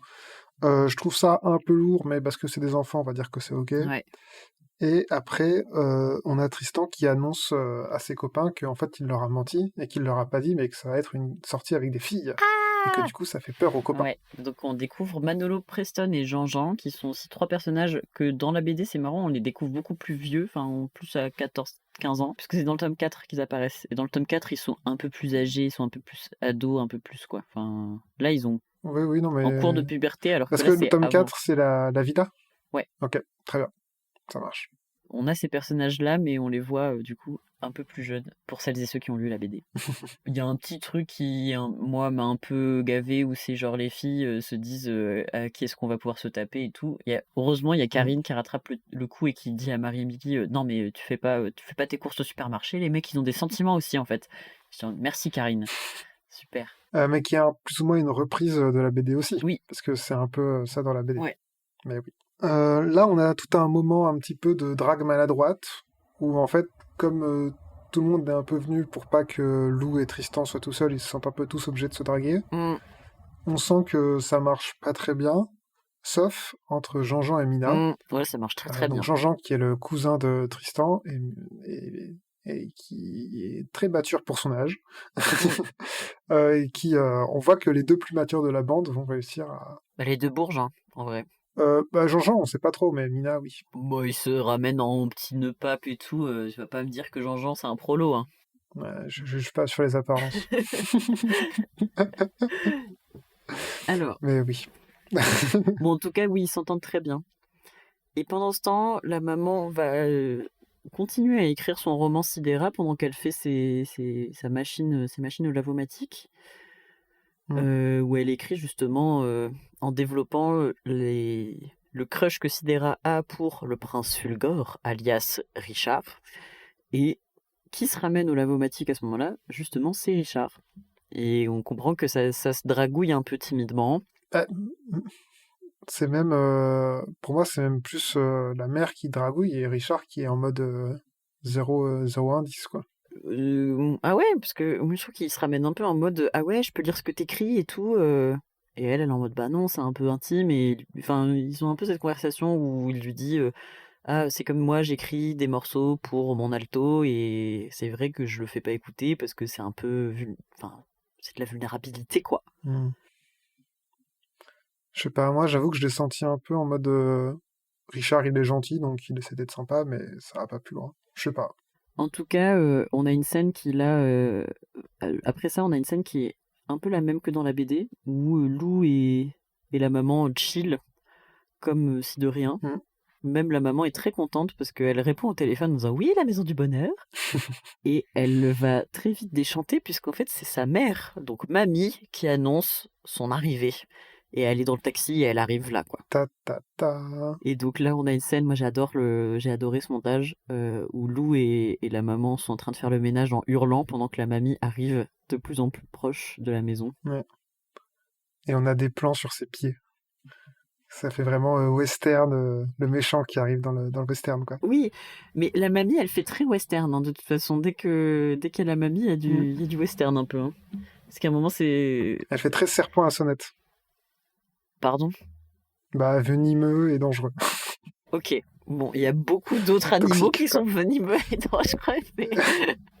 Dans les westerns, je crois pas, non. Dans les westerns, non, Oui, c'est si, t'as sûr. Ouais. raison. La mamie arrive, évidemment, tout est très rangé. C'est la première fois qu'on voit la maison rangée et elle peut pas s'empêcher de critiquer. Elle peut pas s'empêcher de critiquer la maison, le chat, comment Lou est habillé, que ce que la maman elle fait rien et nanana. Enfin bref, l'ambiance est délétère. Et c'est là où j'ai un peu un souci. Ah, Parce parce que... que j'aime pas Nathalie Baye. Ah, parce que c'est Nathalie Baye qui fait la maman. Moi j'aime bien Nathalie Baye en vrai, je la trouve bien. Non, en fait, comment dire dans la BD, la grand-mère est aussi présentée comme très dure. Mais je trouve que dans le film, elle est 1000 fois pire.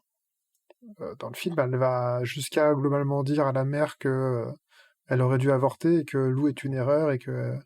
Enfin, ça va dans des trucs comme ça qui sont vraiment des choses qui ne se disent pas. Bah, pour moi, elle dit pas ça, c'est qu'elle a des formulations maladroites qui laissent entendre ça et où justement quand tu la confrontes un peu en mode bah merci, mais parce qu'elle le dit hein, dans la BD, à un moment où Lou elle lui dit ah bah merci, ça fait plaisir et la mamie elle est en mode non mais c'est pas ce que je voulais dire et donc, Mais dans la BD. oui. Mais dans le film, on l'a pas. Ah bon? Dans le film, on a juste la formulation un peu louche et c'est tout, quoi. Ok. Et en fait, je suis gêné parce que j'aime beaucoup le personnage de la mamie dans la BD. Parce que pour moi, justement, c'est elle qui va un peu mettre un coup de pied au cul à la mère, qui en avait besoin. Parce qu'à mon sens, la grand-mère dans la BD, on sent qu'elle a un vrai amour et qu'elle essaye, enfin, et qu'elle est dure parce que c'est son comportement, parce qu'elle a été élevée comme ça et qu'elle n'a pas eu une vie facile, parce qu'on comprend qu'elle a été ouvrière toute sa vie, etc. Mais aussi, en fait, elle aide beaucoup sa fille, la mère de Lou, et à un moment où la mère de Lou, pour moi, elle en a besoin parce que sa vie est très difficile et il fallait qu'elle fasse beaucoup d'efforts si elle voulait réussir à s'en sortir, quoi. Alors que dans le film, quand la grand-mère arrive, c'est un moment où déjà la mère de Lou va un peu mieux, où elle a commencé à avancer, et pourtant elle est 1000 fois plus méchante que dans la BD. Et du coup, je trouve que le personnage de la grand-mère dans le film est vraiment, vraiment très antipathique, et j'arrive pas à apprécier le personnage malgré ce que veut nous faire Julien Niel. Ok. Donc j'ai été vachement gêné par ce personnage, que je trouve vraiment... Peut-être tu l'aimes moins dans le film que dans la BD quoi. Ouais, c'est ça. Je pense que déjà aussi dans la BD, on a un peu plus le temps de la trouver touchante sur certains aspects et de la découvrir. Mais bah, je suis assez d'accord avec toi, mais en même temps, moi j'ai quand même été... En fait, il faut dire que la première fois que j'ai vu le film, je l'ai regardé avec ma petite sœur qui a 6 ans. Et il y a un moment où, parce que du coup, on a tout ce passage dans le film où la mamie est là, etc. Et il y a un moment où tout le monde lui fait la gueule et elle se retrouve toute seule dans la maison. Et on la voit toute seule. Et en fait, c'est le moment où elle est toute seule, on la voit vraiment. Enfin, je trouve que Nathalie Baye, elle le fait assez bien. Tu vois qu'elle est un peu, elle est pesée par la situation, qu'elle est triste, elle cherche les gens. Enfin, et c'est étonnant parce que c'est un personnage qui rejette beaucoup et d'un coup, quand elle est toute seule, elle cherche les autres et elle cherche leur présence. Et ma sœur, quand elle a vu, ma sœur donc de 6 ans, hein, qui voit ce moment dans le film, elle fait ah, mais en fait, elle est juste très triste. C'est pour ça qu'elle est méchante. Ah la gote. Et là, j'avoue que ça m'a genre. Ah, mais elle est très forte, ta sœur. Ça m'a brisé le cœur et j'ai trouvé ça tellement mignon et genre et du coup je me suis dit mais enfin c'est vrai oui c'est vrai les gens méchants en fait des fois c'est des gens qui sont juste tristes et pour moi c'est ça le personnage de la maman quoi mais de la maman du coup enfin parce que Oui. Mais alors, du coup, je vais poser une question et j'ai honnêtement pas la réponse. Mais est-ce que le motif, enfin, comment dire, est-ce que le fait qu'elle soit triste, c'est une excuse pour faire chier le monde et emmerder tout le monde autour de soi? Enfin, est-ce que, parce que t'es triste, t'as le droit de dire aux gens que c'est des ratés, qu'ils ont raté leur non vie, qu'ils auraient pas dû avoir un enfant, enfin, non tu vois? bien sûr mais ben En fait, si t'es triste, ben, je suis désolé pour toi, mais il faut aussi que c'est à toi d'essayer de faire en sorte de plus l'être, quoi. en fait je me demande Rien à foutre de ta dépression. C'est pas vrai. non mais alors je suis d'accord avec toi que je pense qu'effectivement ça donne pas l'autorisation d'être désagréable d'être triste ça on est d'accord mais de la même façon que tu vois quand la mère au début elle est vraiment peu présente et Mhm. égocentrée, qu'elle pense à personne, qu'elle dit même pas merci, etc. Bah tu dis il y a du chemin quoi. Et du coup, pour moi, en Mm. fait, le film, il reprend un peu ça avec la grand-mère. Enfin, pour moi, en gros, la structure d'évolution des personnages dans le film, elle n'est pas la même que dans la BD. Parce que déjà, on n'a pas les personnages au même moment de leur évolution. Où la BD, elle commence, la mère, elle est déjà dans son process de création et elle est en train de stagner, etc. Et la grand-mère, elle a déjà des choses qui sont mises en place dans sa petite vie, mais enfin, tu sens qu'elle a son process de deuil aussi parce qu'elle est toute seule, donc elle a le deuil de son mari à faire. Il y a quand même aussi le fait que sa fille, elle est partie sans la prévenir. Enfin, il y a des trucs. Je trouve que c'est un peu plus doux dans la BD parce que tu sais que tu vas avoir plusieurs tomes pour décanter tout ça, etc. Alors que là, dans le film, en vrai, le film dure quand même 1h43, et je pense qu'il y a ce parti pris de présenter des personnages avec des gros défauts tout de suite, genre en mode bam, genre ça c'est la situation, pour que tu puisses sentir l'évolution. Parce que pour le coup, la grand-mère, il y a quand même un peu une évolution qui se fait, du coup. Et c'est un personnage aussi qui arrive. Moi, ce que j'ai trouvé intéressant, c'est que je suis d'accord avec toi, ça raconte pas la même chose dans la BD et dans le film. Mais dans le film, on comprend avec l'arrivée de la mamie que la maman, ça la travaille, ça fait partie de traumas qui sont deep, quoi. Et même, il y a un truc un peu. Il y a des scènes où, genre, elle arrive pas à s'exprimer devant sa mère, tu sais, elle arrive pas à lui dire. Ouais. Elle arrive pas à lui dire enfin, elle arrive pas à formuler ses phrases, quoi. Et il y a un petit passage où Lou, elle lit un extrait de Sidera, où du coup, Sidera, du coup, vit cette rencontre un peu. Qu'est-ce que c'est, comment se traduit la rencontre de l'arrivée de la mamie dans Sidera? Et ben, c'est Sidera qui en fait a accueilli en son sein les plus gros ennemis du cosmos avec tu comprends un peu toute la lourdeur et un peu ce côté c'est l'arrivée de la mamie, ça représente euh, le fardeau du passé et des choses, tu vois, un peu lourdes, Ouais. familiales que tu dis pas et qui t'empêchent aussi de vivre ton histoire d'amour, quoi. C'est quand même ça.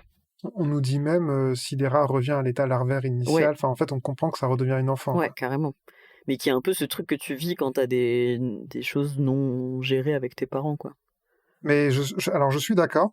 Juste ce qui me gêne sur le personnage de la grand-mère, c'est que justement, en fait, je pense que, enfin, je suis d'accord avec toi pour dire que les personnages sont entre guillemets plus caricaturaux dans le sens où ils sont poussés au maximum et aux extrêmes parce qu'on n'a pas le temps de les développer comme dans la BD.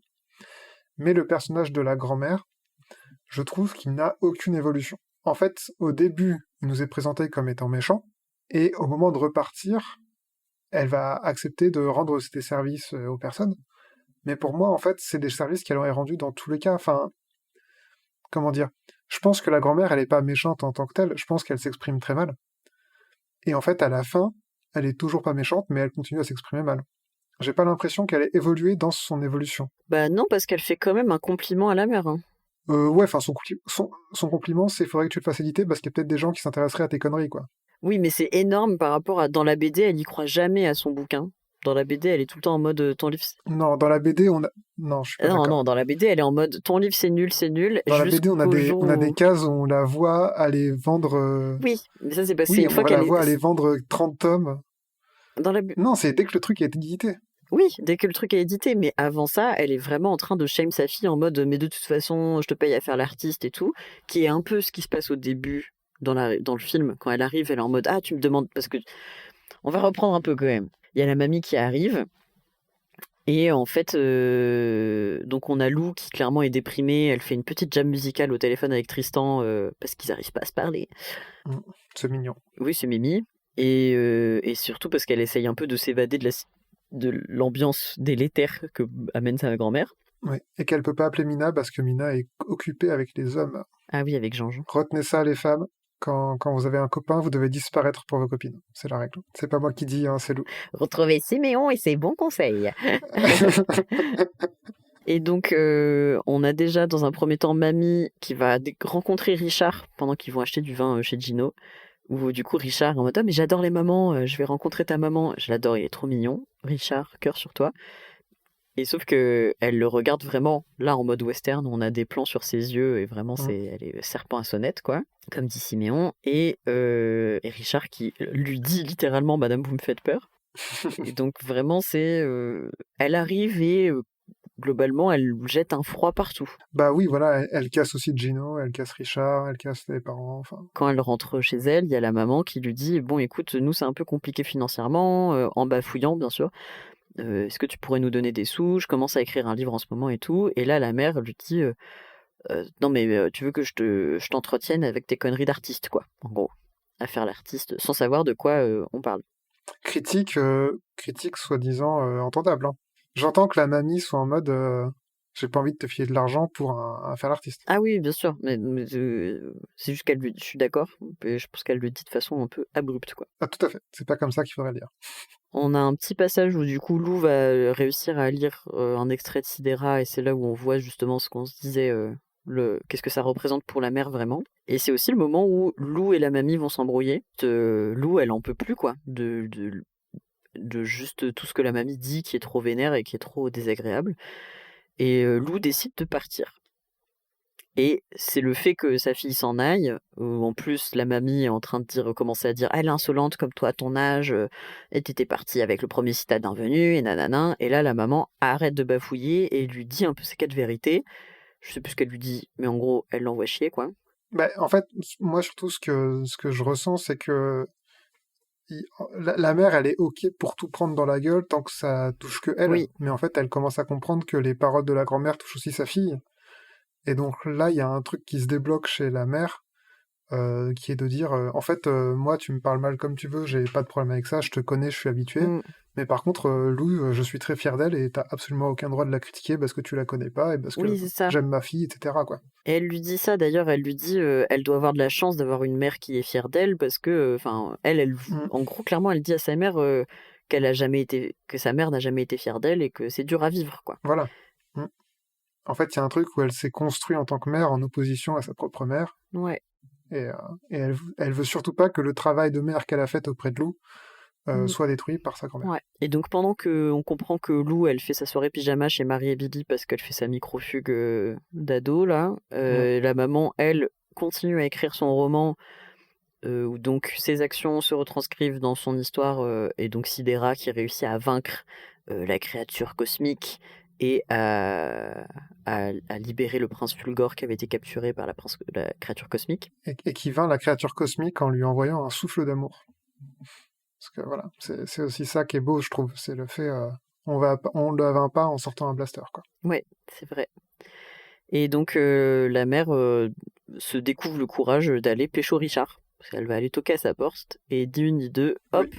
ils vont passer à la base 2 et 3 en rien de temps. À la limite de l'agression sexuelle, mais en fait, tout va bien. Non, je crois qu'il est. Oh, il a l'air assez consentant, hein, tout de suite, quand même. Ouais, mais au début, c'était pas sûr, hein. Quand tu toques et que tu te jettes dans les bras de la personne, Bah, je pense qu'il est surpris. oui, bah c'est ça le problème. Pour moi, il est agréablement surpris. Oui, mais la surprise ne devrait pas exister. Enfin, dans le code pénal, bref, je vais rien dire. Et donc, c'est le moment où la mamie se retrouve toute seule dans la maison, toute triste. Et elle lit le manuscrit de sa fille, surtout. Ouais. Parce que du coup, la maman a imprimé tout son manuscrit. Et donc, c'est le fameux moment où je pense qu'elle accuse un peu le coup de ce que sa fille a réussi à lui dire. Je pense aussi que le fait de lire le manuscrit, ça lui fait réaliser quand même. Enfin, je pense que la mamie, elle est pas tout à fait conne et elle comprend quand même de quoi ça parle, Sidera. Et je pense que surtout, c'est un peu ce qui. Pour moi, c'est là où il y a cette différence. Enfin, c'est là où il y a l'évolution du personnage. C'est que du coup, effectivement, les paroles de la maman qui dit t'as jamais été fière de moi, là, elles font un déclic. Et du coup, le moment où les trois personnages vont se retrouver, pour moi, elle est sincèrement en train de lui dire c'est bien ton truc. Enfin, elle lui dit quand même, elle lui dit avec ses mots de mamie un peu abrupte, elle dit ah c'est bien ton truc, tu devrais l'éditer.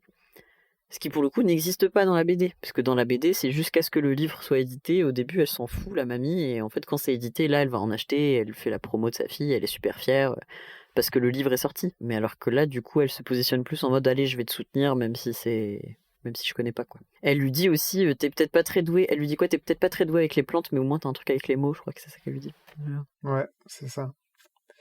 Je suis pas tout à fait d'accord avec ta version, dans le sens où pour moi, tel que je comprends les choses, dès que la mamie arrive en ville pour voir Lou et sa mère, elle a déjà décidé de les aider, en fait. Ah ouais, moi Euh, non, pas du tout. pour moi, c'est un peu comme ça que c'est dans la BD en tout cas. C'est qu'on comprend que la mamie passe assez souvent et que chaque fois qu'elle passe, elle donne de l'argent, elle s'occupe des plantes. Hmm. Et en fait, pour moi, c'est sa façon d'aider sa fille et de l'aider à s'en sortir, c'est de dire, bah, une fois tous les mois, je viens te donner un coup de main pour le ménage, etc., quoi. Hmm. Et donc pour moi, c'est pas une évolution qu'elle ait ce gentil mot au moment de partir ou qu'elle donne de l'argent. Pour moi, c'était déjà ce qu'elle voulait faire depuis le début. Parce que pour moi, le personnage de la grand-mère, c'est un personnage qui a vraiment un bon fond et qui depuis le début communique mal ce qu'elle ressent et ses expressions, mais aime sa fille, quoi. Ouais. C'est juste que en fait, c'est un personnage qui nous est présenté comme étant bah, déjà, c'est la femme de quelqu'un qui a visiblement enfin, qui a vécu à une époque où les femmes n'avaient pas beaucoup de droits par rapport à leur mari, parce qu'on comprend que quand la mère de Lou a fugué, c'était aussi beaucoup parce que le père de la mère de Lou ne voulait pas qu'elle garde l'enfant, etc. Hmm. C'est une femme qui a travaillé toute sa vie dans une usine, c'est une femme qui a un peu galéré toute sa vie, qui est à la retraite, qui galère encore un peu, et donc je peux tout à fait comprendre que ce personnage, il ait du mal à exprimer ses émotions et ses sentiments parce qu'on lui a jamais appris à le faire, quoi. Et donc pour moi, la seule avancée que ce personnage peut avoir, c'est pas tant sur le soutien de sa fille, qui pour moi est incontestable et voilà, mais c'est vraiment sur sa façon de discuter, sa façon de s'exprimer. Et sur cette façon de s'exprimer, j'ai pas l'impression de voir un progrès. Mais il y a quand même un moment où elle dit à sa fille c'est à cause de toi si ton père est mort. Hein. Ouais, mais dans la BD, enfin oui, Ouais. c'est pour ça que c'est pour ça que sa façon de s'exprimer est problématique. Oui, Mais je pense pas qu'elle le ouais. pense vraiment, si tu veux. Mais après, il y a un petit truc quand même de. Là, il y a une différence, une micro-différence qui est qu'au début, elle voit le chat et elle est en mode ah, ça sert à rien et tout. Et en fait, quand elle se retrouve toute seule, elle joue avec le chat et elle dit je vais peut-être me prendre un chat finalement. Et on voit dans le générique Ouais, de fin qu'elle a adopté un chat roux, comme dans la BD. ok. Parce que dans la BD aussi, on a ce truc où elle crache sur le chat et où finalement elle joue avec le chat. Elle en a déjà un de chat, je pense. Enfin, je sais pas Ah ouais, trop, mais enfin, je je sais sais pas. pas. En tout cas, c'est pas présenté comme elle va adopter un chat exprès. Non, elle le dit pas, ouais. Alors que là, pour moi, il y a un peu un truc de sa visite l'amène à adopter un chat et potentiellement se sentir un peu moins seule. Et effectivement, ça passe par un peu se dire de l'amour, quoi. Ouais, bah écoute, je ne sais pas, c'est un personnage intéressant, la grand-mère. Oui, mais je pense que de toute façon, En fait, je pense aussi que là, ce que je viens d'y fait, c'est quand même retranscrire des choses hyper complexes de relations familiales en peu de temps. Parce qu'en vrai, ça arrive vers la fin du film aussi, ce passage-là. Enfin, je sais pas. Je pense que c'est pas forcément clair, mais parce qu'en même temps, les relations dans la vie, elles sont pas claires. Je sais pas. Ah là là, c'est beau ce que tu dis. En tout cas, moi, il y a quand même beaucoup de moments avec la mamie qui m'ont touché, de petits détails. Mais de toute façon, il y a beaucoup de détails de mise en scène dans le film qui, moi, me touchent. Il y a un moment, c'est vraiment bête, hein, mais à un moment, elle ouvre la porte pour se pencher dans la chambre de Lou et en fait, elle lève la jambe en arrière un peu comme une petite fée ou comme un, je sais pas. Tu sais, c'est des petits détails. Moi, ça m'a. Ouais. Du coup, je pense que moi, j'ai été aussi subjuguée par ces détails-là du film qui sont un peu poétiques. Tout ça pour dire que c'est le moment où la mamie a accepté de donner de l'argent et rentre chez elle. Est-ce qu'on parle de la... Est-ce qu'on revient un petit peu en arrière pour parler de On peut, la nuit chez Marie-Émilie? oui, on peut revenir, bah, du coup, parenthèse close avec la mamie. Il s'est quand même passé la petite soirée pyjama chez Marie-Émilie, qui est clairement Voilà. une petite bourge. Qui est extrêmement bourgeoise, voilà, qui a des parents très aimants et qui lui expriment très bien, mais qui du coup se construit en opposition et insulte ses parents abondamment pour aucune raison. Ouais. J'ai un problème avec Marie-Émilie, Mm, qui nous est présentée comme étant une petite bourge révolutionnaire mm.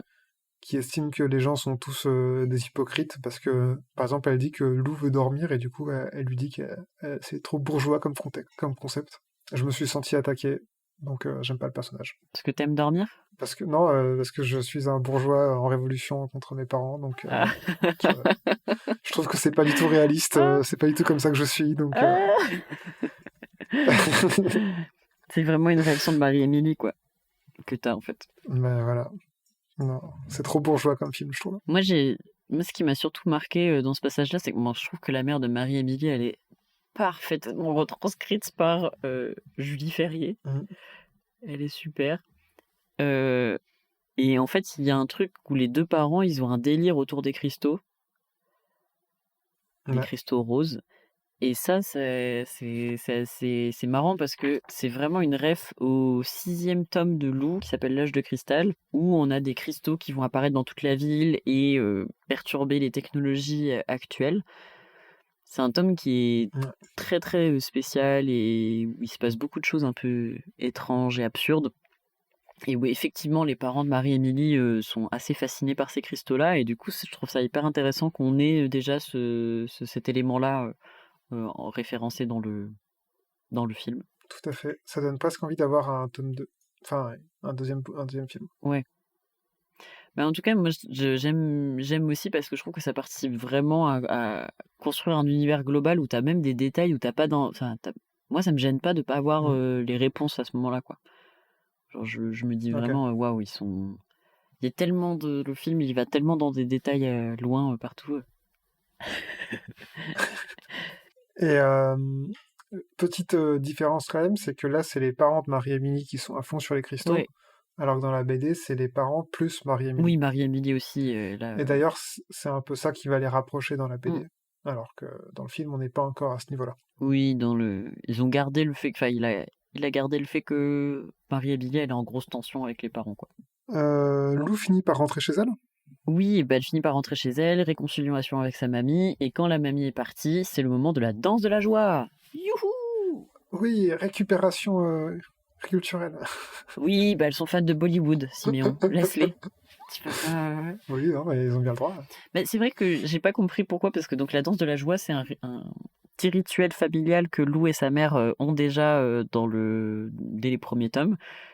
Et là, je ne sais pas Ouais. pourquoi, dans le film, c'est vraiment retranscrit où d'un coup, elles ont des costumes de Bollywood, elles écoutent de la musique indienne et elles dansent un peu. Mm. Enfin voilà, je sais pas pourquoi. Je sais pas. Moi, j'ai trouvé ça rigolo. Oui, oui, j'ai trouvé ça rigolo. Je me suis quand même posé la question de pourquoi cet ajout culturel. Oui, Pourquoi, genre. Mais en même temps, bon, je ne sais pas quoi en dire. c'est pas fait de manière moqueur. Non. Et au final, c'est. En fait, je pense aussi que Julian Hill s'est frotté au fait que dans un film, il faut des costumes et des décors pour tout. Hmm. Et qu'à un moment, s'il voulait que ça ressorte, il fallait un truc un peu étonnant, extravagant, et qu'il a trouvé ça, et ça marche, quoi. Donc à la limite, j'ai pas trouvé ça gênant. Moi, je me suis raconté qu'elles étaient fans de Bollywood, quoi. Hmm. Oui, pourquoi pas, hein. Et donc par la suite, maintenant que bah, en gros l'arc, la quête maman est terminée, parce que maman a trouvé son amoureux, etc., Lou se dit que c'est le moment d'affronter sa propre quête. Et donc sa propre quête, c'est Tristan. Ouais. Donc nouveau date avec tous les copains. Ils vont aller faire une méga partie de laser game. Ouais, c'est là où on voit qu'on est grenoblois. Et pendant ce laser game, tout le monde se pécho. Bon, c'est le laser game de la baise. Pardon, du bisou. Oui, contrairement à mes parties de laser game où ça ne finissait pas comme ça. Mais bon, après. Non, non. Non, et du coup, tout le monde trouve chaussure à son pied, va se faire des bisous. Et au moment où Lou et Tristan s'embrassent, Lou se confronte au fait que bah, elle a peut-être un peu fantasmé sa relation. Elle a peut-être un petit peu fantasmé l'amour et elle se rend compte que bah, ça lui fait pas les papillons comme elle pensait, que voilà, bah, peut-être elle s'est un peu overhype la relation. Et bah voilà, comme moi avec sa BD au final. Il y a un long moment où Lou, elle se ressent vraiment seule, parce qu'en plus, il y a sa mère et Richard qui vont casser le mur entre leurs deux appartements. Et donc Lou, elle dit vraiment ce truc de je suis toute seule alors que tous les autres sont en train de baigner dans l'amour, etc. Elle est un peu déçue, donc elle décide de se retrouver. Elle part toute seule à la campagne, elle va faire des trucs pour elle. Et quand elle recroise Tristan, ils s'embrassent, et là on sait pas pourquoi ça marche. Et parce que c'est l'inconnu, quoi, c'est l'imprévu. En fait, elle a trop prévu son truc, et c'est pour ça que ça n'a pas marché pour moi. C'est qu'en fait, elle a mis trop d'attentes sur ce premier baiser, etc. Donc forcément, c'était décevant. Et là, quand elle croise Tristan au hasard dans une rue, qu'elle s'approche de lui et que... Et en plus, il est en pyjama. Ouais, c'est ça, genre il va chercher des croissants le matin ou je sais pas quoi, il est super Des tôt. chouquettes. Et en fait, des chouquettes, ah là là, c'est des Montpellierins. Et non, et il y a un truc où c'est imprévu, c'est fait sur l'instant, qui lui plaît beaucoup plus que le truc construit à l'avance, quoi. Moi, c'est comme ça que je l'ai compris. Je tiens à préciser qu'à ce moment-là, Lou porte un bonnet, et ben j'ai le même bonnet. Voilà. Ok, waouh. Donc je pense que j'ai un peu influencé Lou. Ah, je pense que ouais, carrément. Suite à ce bisou, Lou retrouve sa mère sur le toit de leur immeuble où elles ont l'habitude de se retrouver. La maman est en maillot de bain en train de jouer du ukulélé parce que c'est l'été, malgré le fait que Lou porte un bonnet. Et c'est la C'est un fin du joli bonnet. film, doucement, on dit au revoir à ces personnages qui vont pouvoir vivre leur vie. Et on a Tout à un fait. générique de fin qui reprend un peu cette esthétique de scrapbooking où on a une petite suite un peu des petits clins d'œil aux personnages. On voit que la mamie adopte un chat, on voit que Mina et Jean-Jean, on va avoir des petits dramas amoureux comme on en a l'habitude dans la BD. Et voilà, et donc c'est encore une fois un petit clin d'œil à la BD qui finit sa BD aussi en scrapbooking avec un petit résumé, une petite conclusion, quoi. Mais dis-moi, Maëlo, comment on sait si Lou c'était mieux dans le livre au final? Eh bien, Siméon, est-ce que tu as un élément d'adaptation qui est raté selon toi dans le film? Oui, j'en ai un. Vas-y, fais-moi rêver. Alors, moi, c'est pas vraiment un élément d'adaptation. En fait, j'en ai même deux. Donc, je vais aller rapidement. Euh, le premier, c'est le rythme du film. Hmm. Où en fait, je trouve qu'il y a peut-être les 30 ou 40 premières minutes du film qui reprennent un peu la logique des BD, c'est-à-dire ces petits éléments de vie, ces petits moments de vie, en gros jusqu'au moment où Richard arrive et on commence à voir l'histoire d'amour avec la mère de Lou et Richard. Mhm. Je trouve qu'en fait c'est vraiment très lent et c'est beaucoup d'exposition et je trouve que tout ce début, un peu la vie quotidienne de Lou, qui faut un peu penser à ce qu'on pourrait avoir dans un film genre Amélie Poulain, bah en fait je trouve que ça marche beaucoup moins bien en film qu'en BD. Et donc, ce point de vue-là, en fait, j'ai trouvé que le film met beaucoup de temps à se lancer et ça m'a un peu gêné. Hmm. Je sais pas vraiment pourquoi ça me gêne, mais en tout cas, ça m'a gêné. L'autre point que je voulais voir, c'était la question des voix off. Hmm. Parce qu'on n'en a pas trop parlé jusqu'à présent, mais le film, je trouve qu'il est rempli de voix off. Il y a énormément, énormément de moments où Lou va parler directement à la caméra en voix off.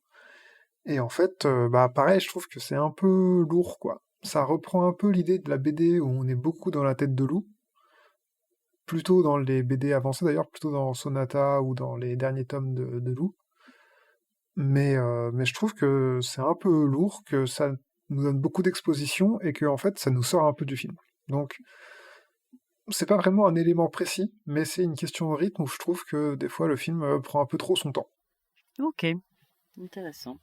Et toi, est-ce qu'il y a un élément qui t'a gêné? Je dirais pas que c'est raté. Effectivement, gêné, c'est le bon mot. Je pense que le personnage de Lou n'est pas exactement comme je l'avais imaginé. Moi, je suis pas gêné trop par le jeu de Lola Lasseron. Tu sais, c'est ce côté un peu jeu pas très net, enfin pas réaliste, etc. Pour moi, Hmm. ça s'inscrit dans l'esthétique du film. Mais je pense que mon malaise, il vient d'un désaccord que j'ai avec avec Julien Nil. Et que Julien Nil, clairement, il parle du personnage de Lou comme étant un personnage timide et assez introverti. Et moi, Hmm. c'est pas ce que je ressens dans le livre. Dans la BD, je ressens Lou comme un personnage plutôt extraverti, assez entreprenant. Elle est capable d'aller parler avec des inconnus. Genre Richard, elle l'aborde assez facilement. Ouais. Il y a, et elle fait du théâtre aussi. Enfin, et elle fait des trucs un peu chelous en théâtre aussi. Hein. Enfin, et du coup, pour moi, dans la BD, je la voyais vraiment comme quelqu'un d'assez solaire et assez extraverti et un peu excentrique. Et pour moi, elle a un côté beaucoup plus renfermé, beaucoup plus sombre dans le film. Mais vu ce que j'entends en interview, ça correspond à l'image qu'en fait Julien Nil a de son personnage et donc ça fait sens. Mais c'est juste que effectivement, moi je l'aurais pas adapté comme ça. donc, euh, donc tant mieux pour Julien Nil s'il a pu faire ce qu'il voulait et tout. Et je trouve que ça donne une dimension intéressante aussi au personnage. Mais ouais, en fait comme le personnage dans la BD, il va avoir des moments de sombre, enfin il va avoir des moments de chute. Je trouve ça important de la montrer comme très solaire et beaucoup plus extravertie parce que pour ressentir plus fort les moments où ça va pas quoi. Mais bon, c'est un détail. Sympa. Non, mais je suis d'accord. La position de Lou sur le cursus extraverti-introverti n'est vraiment pas évidente. Et tu me diras, c'est comme tout le monde, mais en fait, je trouve que ça dépend beaucoup des moments, quoi. Il y a des moments où on voit qu'elle a besoin de parler à des gens, etc. Il y a des moments où, en fait, elle Mm. est très bien toute seule, et voilà. Et il y a un petit détail, du coup, le moment de la... Il y a des petits détails qui sont un peu marrants, qui est que, du coup, dans le film, Lou, elle fait de la musique électronique. Et ça, c'est quelque chose qui Mm. apparaît normalement plus tard dans les BD. Ça apparaît même dans la saison Ouais. 2 où elle commence à faire de la musique électronique. Et à un moment où elle est plus dans une maturité qui est pas du tout la même. Et du coup, je trouve que... Enfin, moi, j'ai projeté aussi ça, du coup, dans le film. Et donc, je pense que ça a joué aussi sur mon incompréhension. Mm. Ouais. Est-ce qu'au contraire, il y a un élément d'adaptation que tu as trouvé réussi? Oui, et alors on en a déjà beaucoup parlé, donc je vais aller vite, mais c'est toute l'histoire de Sidera. Oh, Au-delà de la question de la vision de la science-fiction qu'on peut avoir entre la BD et le film, un truc dont je veux vraiment parler, c'est l'animation de Sidera. Parce que dans la BD, on a aussi un style de graphique un peu différent quand Sidera quand on rentre dans le livre Sidera. Mais en fait, ça reste de la BD. Donc en fait, la différence, je trouve qu'elle est pas méga évidente, pas toujours très. Voilà, ça change pas grand-chose. D'autant plus que, je peux me tromper parce que je les ai lus il y a un peu longtemps, mais il me semble que dans la BD, les moments où vraiment on suit l'histoire de Sidera sont très très limités. C'est quelques pages de ci de là, mais c'est vraiment, il y en a assez peu. Dans le film, on a quand même 3 ou 4 moments où on va avoir droit à des scènes d'animation avec Sidera, qui sont des scènes quand même relativement longues. On a un jingle spécifique pour Sidera, et surtout on a une grosse cassure entre film de prise de vue réelle et film d'animation, euh, qui en plus, l'animation, enfin moi je trouve que l'animation est très très belle. mm. Je sais pas, j'ai pas regardé s'il y avait une grosse team d'animateurs derrière Sidera. C'est un studio japonais. Ah, ok, ah oui, donc ouais, ils ont... Bah, franchement, ça se ressent qu'il y a vraiment un truc sympa. Je trouve que le design dans Sidera, alors, mis à part le personnage principal, Sidera, mais je pense notamment, je sais plus comment il s'appelle, mais la dévoreuse de galaxies ou quelque chose comme Ouais. ça, ce qui représente la grand-mère, je trouve que le design est très sympa, et je trouve que ça fait vraiment une cassure qui est très très cool. Je pense que ce film a influencé Spider-Man Into the Spider-Verse, en toute simplicité. Waouh. Voilà. Et toi, est-ce qu'il y a un truc que tu as bien aimé, un élément d'adaptation que tu as bien aimé? Oui, j'en ai parlé rapidement. C'est, enfin, plusieurs fois j'ai évoqué les Easter eggs, les marques qui apparaissent. Il y a la marque Mister Juice par exemple, qui est une marque qui est présente dans la BD et Oui, qui apparaît dans le film. En fait, moi, ce qui m'a vraiment marqué, c'est le travail autour des décors et des accessoires, qui, je oui, trouve, sert non seulement à rendre crédible cet univers un peu futuriste, alternatif, entre années 60 et futur, enfin je sais pas trop, qui nous place temporellement dans quelque chose qu'on connaît pas trop. Il y a un côté aussi fait maison qui moi me raconte vraiment du Michel Gondry, qui me raconte vraiment du fabuleux destin d'Amélie Poulain, tout ça, et qui en plus est une esthétique, je trouve qui est assez peu présente dans le cinéma français. Et donc j'apprécie beaucoup de voir ça. Et en plus, je trouve que ce n'est pas juste là, enfin c'est pas gratuit et ça sert vraiment la narration. Et que dans tout ce qu'on peut voir de la maison, des décors et enfin de tous les autres éléments, tous les autres environnements qu'il y a dans le film, ça permet vraiment de raconter des choses sur les personnages, sur l'histoire, sur cet univers-là. Et ouais, moi, c'est vraiment ça qui m'a beaucoup plu. Tout le travail, à quel point ça va dans le détail. Par exemple, le bouton qui permet de régler la température dans la maison de Lou et sa mère. Même là, le ouais. bouton, bah, en fait, quand tu vas au maximum du chaud, c'est écrit grosse chaleur, et quand tu vas dans le côté du froid, c'est écrit gla-gla. Enfin, donc, c'est des petits détails qui sont très mimi. Et même scénaristiquement, ce que je disais déjà dans la mise en scène, il y a des petits détails. Donc j'ai parlé de la mamie qui lève la jambe un peu comme une petite fée quand elle se penche dans une pièce, qui montre aussi qu'elle a un côté un peu, enfin qui je sais pas, qui montre une forme d'émotion chez elle, je trouve. Le fait que Lou, à un moment, elle revient chez Richard après la pendaison de crémaillère, et en fait elle jette Mm, un petit coup d'œil à la poutre qu'elle se prend au moment de la pendaison de crémaillère, ouais. mais ça c'est des choses, c'est des détails qui se passent de mots qui vont juste passer par du... Ça, tu pourrais ne pas le remarquer, ce serait pas grave. Et à ce moment-là, d'ailleurs, Richard joue de l'alto à la maman après avoir fait l'amour avec elle. Et quand ils sont discutés au Lavomatique, il lui disait je montre pas ce que je compose parce que c'est comme si Ouais. je me mettais tout nu, quoi. Et donc maintenant qu'ils se sont mis tout nus, bah du coup il joue de l'alto. Enfin voilà, j'aime bien. Je suis tout à fait d'accord et je veux juste rajouter un tout petit point qui est sur les... comment on pourrait dire ça? La personnification des lieux. Hmm, Je sais pas si t'as eu ça aussi, mais par exemple, je trouve que... Alors évidemment, la maison de Lou et de sa mère, c'est méga hmm, personnalisé, et c'est méga caractéristique. Il y a un côté bordel ambiant, il y a des trucs partout, il y a des lumières différentes dans chaque pièce et tout, c'est très sympa. Mais en fait, on a ça pour un peu tous les lieux. ouais. Enfin, la pizzeria de Gino, c'est pareil. La maison des copines, c'est pareil. Et encore plus surprenant, la laverie. Je sais pas si t'as fait gaffe à la Hmm. laverie, mais la laverie, on dirait presque un vaisseau spatial. Enfin, c'est la laverie la plus classe que j'ai jamais vue. Moi, je suis allé dans pas mal de laveries dans ma vie. C'est toujours des vieux endroits très crades. Bah, franchement, sa laverie, elle est géniale. Hmm. L'appart de Richard, il est incroyable aussi. Enfin, t'as l'impression que tu rentres dans un chalet. Il y a vraiment, enfin, il y a vraiment un côté vraiment très caractéristique de chaque lieu qui est très très Hmm. sympa.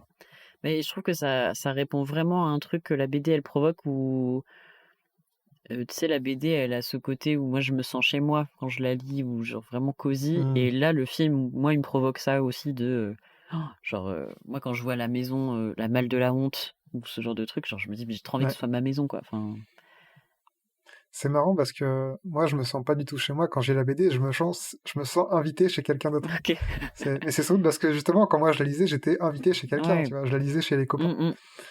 Oui. Bref. Est-ce que tu as un regret, un manque? Qu'est-ce qu'on aurait voulu voir qui n'est pas dans le film? Bah, c'est un peu en lien avec ce qui m'a gêné sur le rythme du film. Je trouve que le film n'avance pas beaucoup, en fait. Je trouve que j'ai pas trop cette idée de progression. Et en fait, j'aurais bien aimé que le film soit plus large dans son adaptation des BD. Mm, Et par exemple, dans la BD, il y a un moment, alors je sais plus quel tome c'est, peut-être le tome 3 ou 4, où Tristan disparaît, ou c'était peut-être à la fin du tome 1 en fait, où Tristan s'en va, il part en vacances. Et en fait, je trouve que ça aurait été intéressant d'intégrer ce genre d'événement-là directement dans le film, d'aller un peu plus loin dans l'adaptation, notamment parce qu'en fait, moi, ce qui me plaît beaucoup dans Lou, je crois qu'avant tout, c'est Lou. mm. Et c'est pas tellement les histoires d'amour qu'elle peut avoir avec Tristan ou avec ses copines. Et en fait, je trouve que là, Lou, elle est un peu présentée que à travers ses copines et Tristan. Et je sais pas, je trouve qu'elle est, elle est pas assez. J'ai pas assez de moments où je suis seul avec Lou, quoi. Ouais. Elle est toujours accompagnée, elle est toujours avec quelqu'un, et c'est un peu dommage. Mais en plus, c'est vrai que ça touche un peu un truc qui, moi, m'a surpris du film. Julien Nil, il dit quand même qu'un de ses regrets sur la BD, c'est d'avoir introduit, je sais plus comment il le dit, mais en gros, il signifie que lui, il a un problème avec le fait que tout tourne autour de l'histoire d'amour entre Lou et Tristan. Et que du coup, il y a Mhm. beaucoup de lecteurs et lectrices qui lui disent mais quand est-ce qu'ils vont finir ensemble et tout. Alors qu'il est en mode mais en fait, Ouais, en personnage féminin, n'a pas besoin de s'accomplir via sa relation amoureuse. bien sûr. Et moi, c'est ce qui me surprend avec le film, c'est que je trouve que ça tourne beaucoup autour des relations amoureuses et de l'idée que tu peux pas Mhm. être heureux si t'es seul et que, enfin, il y a un peu de ça. Et c'est bien d'être romantique aussi à des moments et je pense que le film, il s'inscrit aussi dans ce truc-là un peu fleur bleue, etc. Mais du coup, j'étais un peu surpris que ça aille dans cette direction-là, alors qu'en interview, c'est quand même quelque chose il dit regretter de Ouais, sa c'est vrai. BD, quoi. Mhm. C'est intéressant. Et toi, est-ce qu'il y a un manque ou quelque chose que tu aurais voulu voir adapté dans le film? Et ben, ça serait. Oui, c'est. Comme je disais, je trouve que Julien Nil, il cerne très bien la complexité des personnages féminins et de ce que c'est l'adolescence. Et je trouve que les personnages dans le film, ils sont à un âge où on les voit dans la BD, enfin, il n'y a pas de souci, on les voit à cet âge-là, un peu début collège, etc. Mais du coup, comme la BD est aussi très vaste, on les découvre un peu plus tard et sur des questionnements un peu plus de puberté, de un moment où elle a des seins qui poussent, elle fait sa crise d'adolescence, enfin, Mhm. même si la crise d'adolescence c'est un concept qui n'existe pas nécessairement, mais en fait, j'aurais bien voulu voir cet univers-là, peut-être dans un deuxième film, tu vois, mais du coup, avec des personnages plus âgés. Et plus Ok. justement au moment à partir du tome 4, où ils ont plus 14-15 ans, et ils sont plus dans des problématiques de drague, qui je trouve correspondent mieux du coup. Enfin, en gros, ce qui a voulu être un peu traité là, du côté de il faut absolument qu'on ait un amoureux et tout, je trouve que ça marche mieux si les personnages sont plus âgés. Et, j'aurais trouvé peut-être ça plus intéressant que là, avec les personnages de cet âge-là dans le film, ce soit plus des problématiques d'amitié, peut-être. Ok. Mais voilà. Du coup, ouais, j'aimerais l'adaptation de Lou, du tome 4 de Lou. Ouais. On veut la On veut suite, la quoi, suite. Ouais, c'est un globalement. peu ça. Alors, Lou, c'était mieux dans le livre ou pas? Non, moi j'ai préféré la BD, je crois. Attends, je dis c'était mieux dans le livre et tu dis non, j'ai préféré la BD. Ça fait pas trop sens. Ouais, parce que je suis con. Ok. Ouais, t'as raison. Mais non. Non, bah c'était mieux la BD. Ok. Voilà. Et toi? Bah, moi, je reste sur ma position. Ah oui, c'est des œuvres différentes. C'est pas la même œuvre, en fait. Ok. Ouais, j'entends aussi. Si vraiment vous voulez que je choisisse, C'est comme tu veux. peut-être que mon cœur, il penchera vers la BD parce que c'est ce que j'ai découvert et que je trouve que le fait qu'il y ait plusieurs tomes, du coup, permet d'aller explorer aussi plus loin des thématiques. Enfin, le fait aussi que nous, on est quand même plus âgés. Genre, j'ai plus l'âge que j'avais quand j'ai découvert Lou. Et donc, c'est sûr qu'aujourd'hui, là, je suis les tomes à la saison 2 où Lou, elle est à l'université, devient jeune adulte. C'est des thématiques qui me touchent un peu plus, forcément. Euh, et alors que le film, je pense qu'il s'adresse quand même à un public assez jeune. Même si il marche très bien pour des adultes, hein, mais... Tout ça pour dire que il y a beaucoup d'œuvres autour de cet univers et qu'il va encore y en avoir beaucoup. On espère. On vous remercie de nous avoir écoutés jusque-là. Merci. Donnez-nous votre avis sur si vous avez préféré Lou, la BD ou le film. Donnez-nous aussi vos recommandations de prochains épisodes. En parlant de prochains épisodes, on se retrouve le mois prochain pour voir ensemble si La quête d'Iwilan de Pierre Bottero est produit par Andarta Pictures. C'était mieux dans le livre ou pas? Salut! Salut!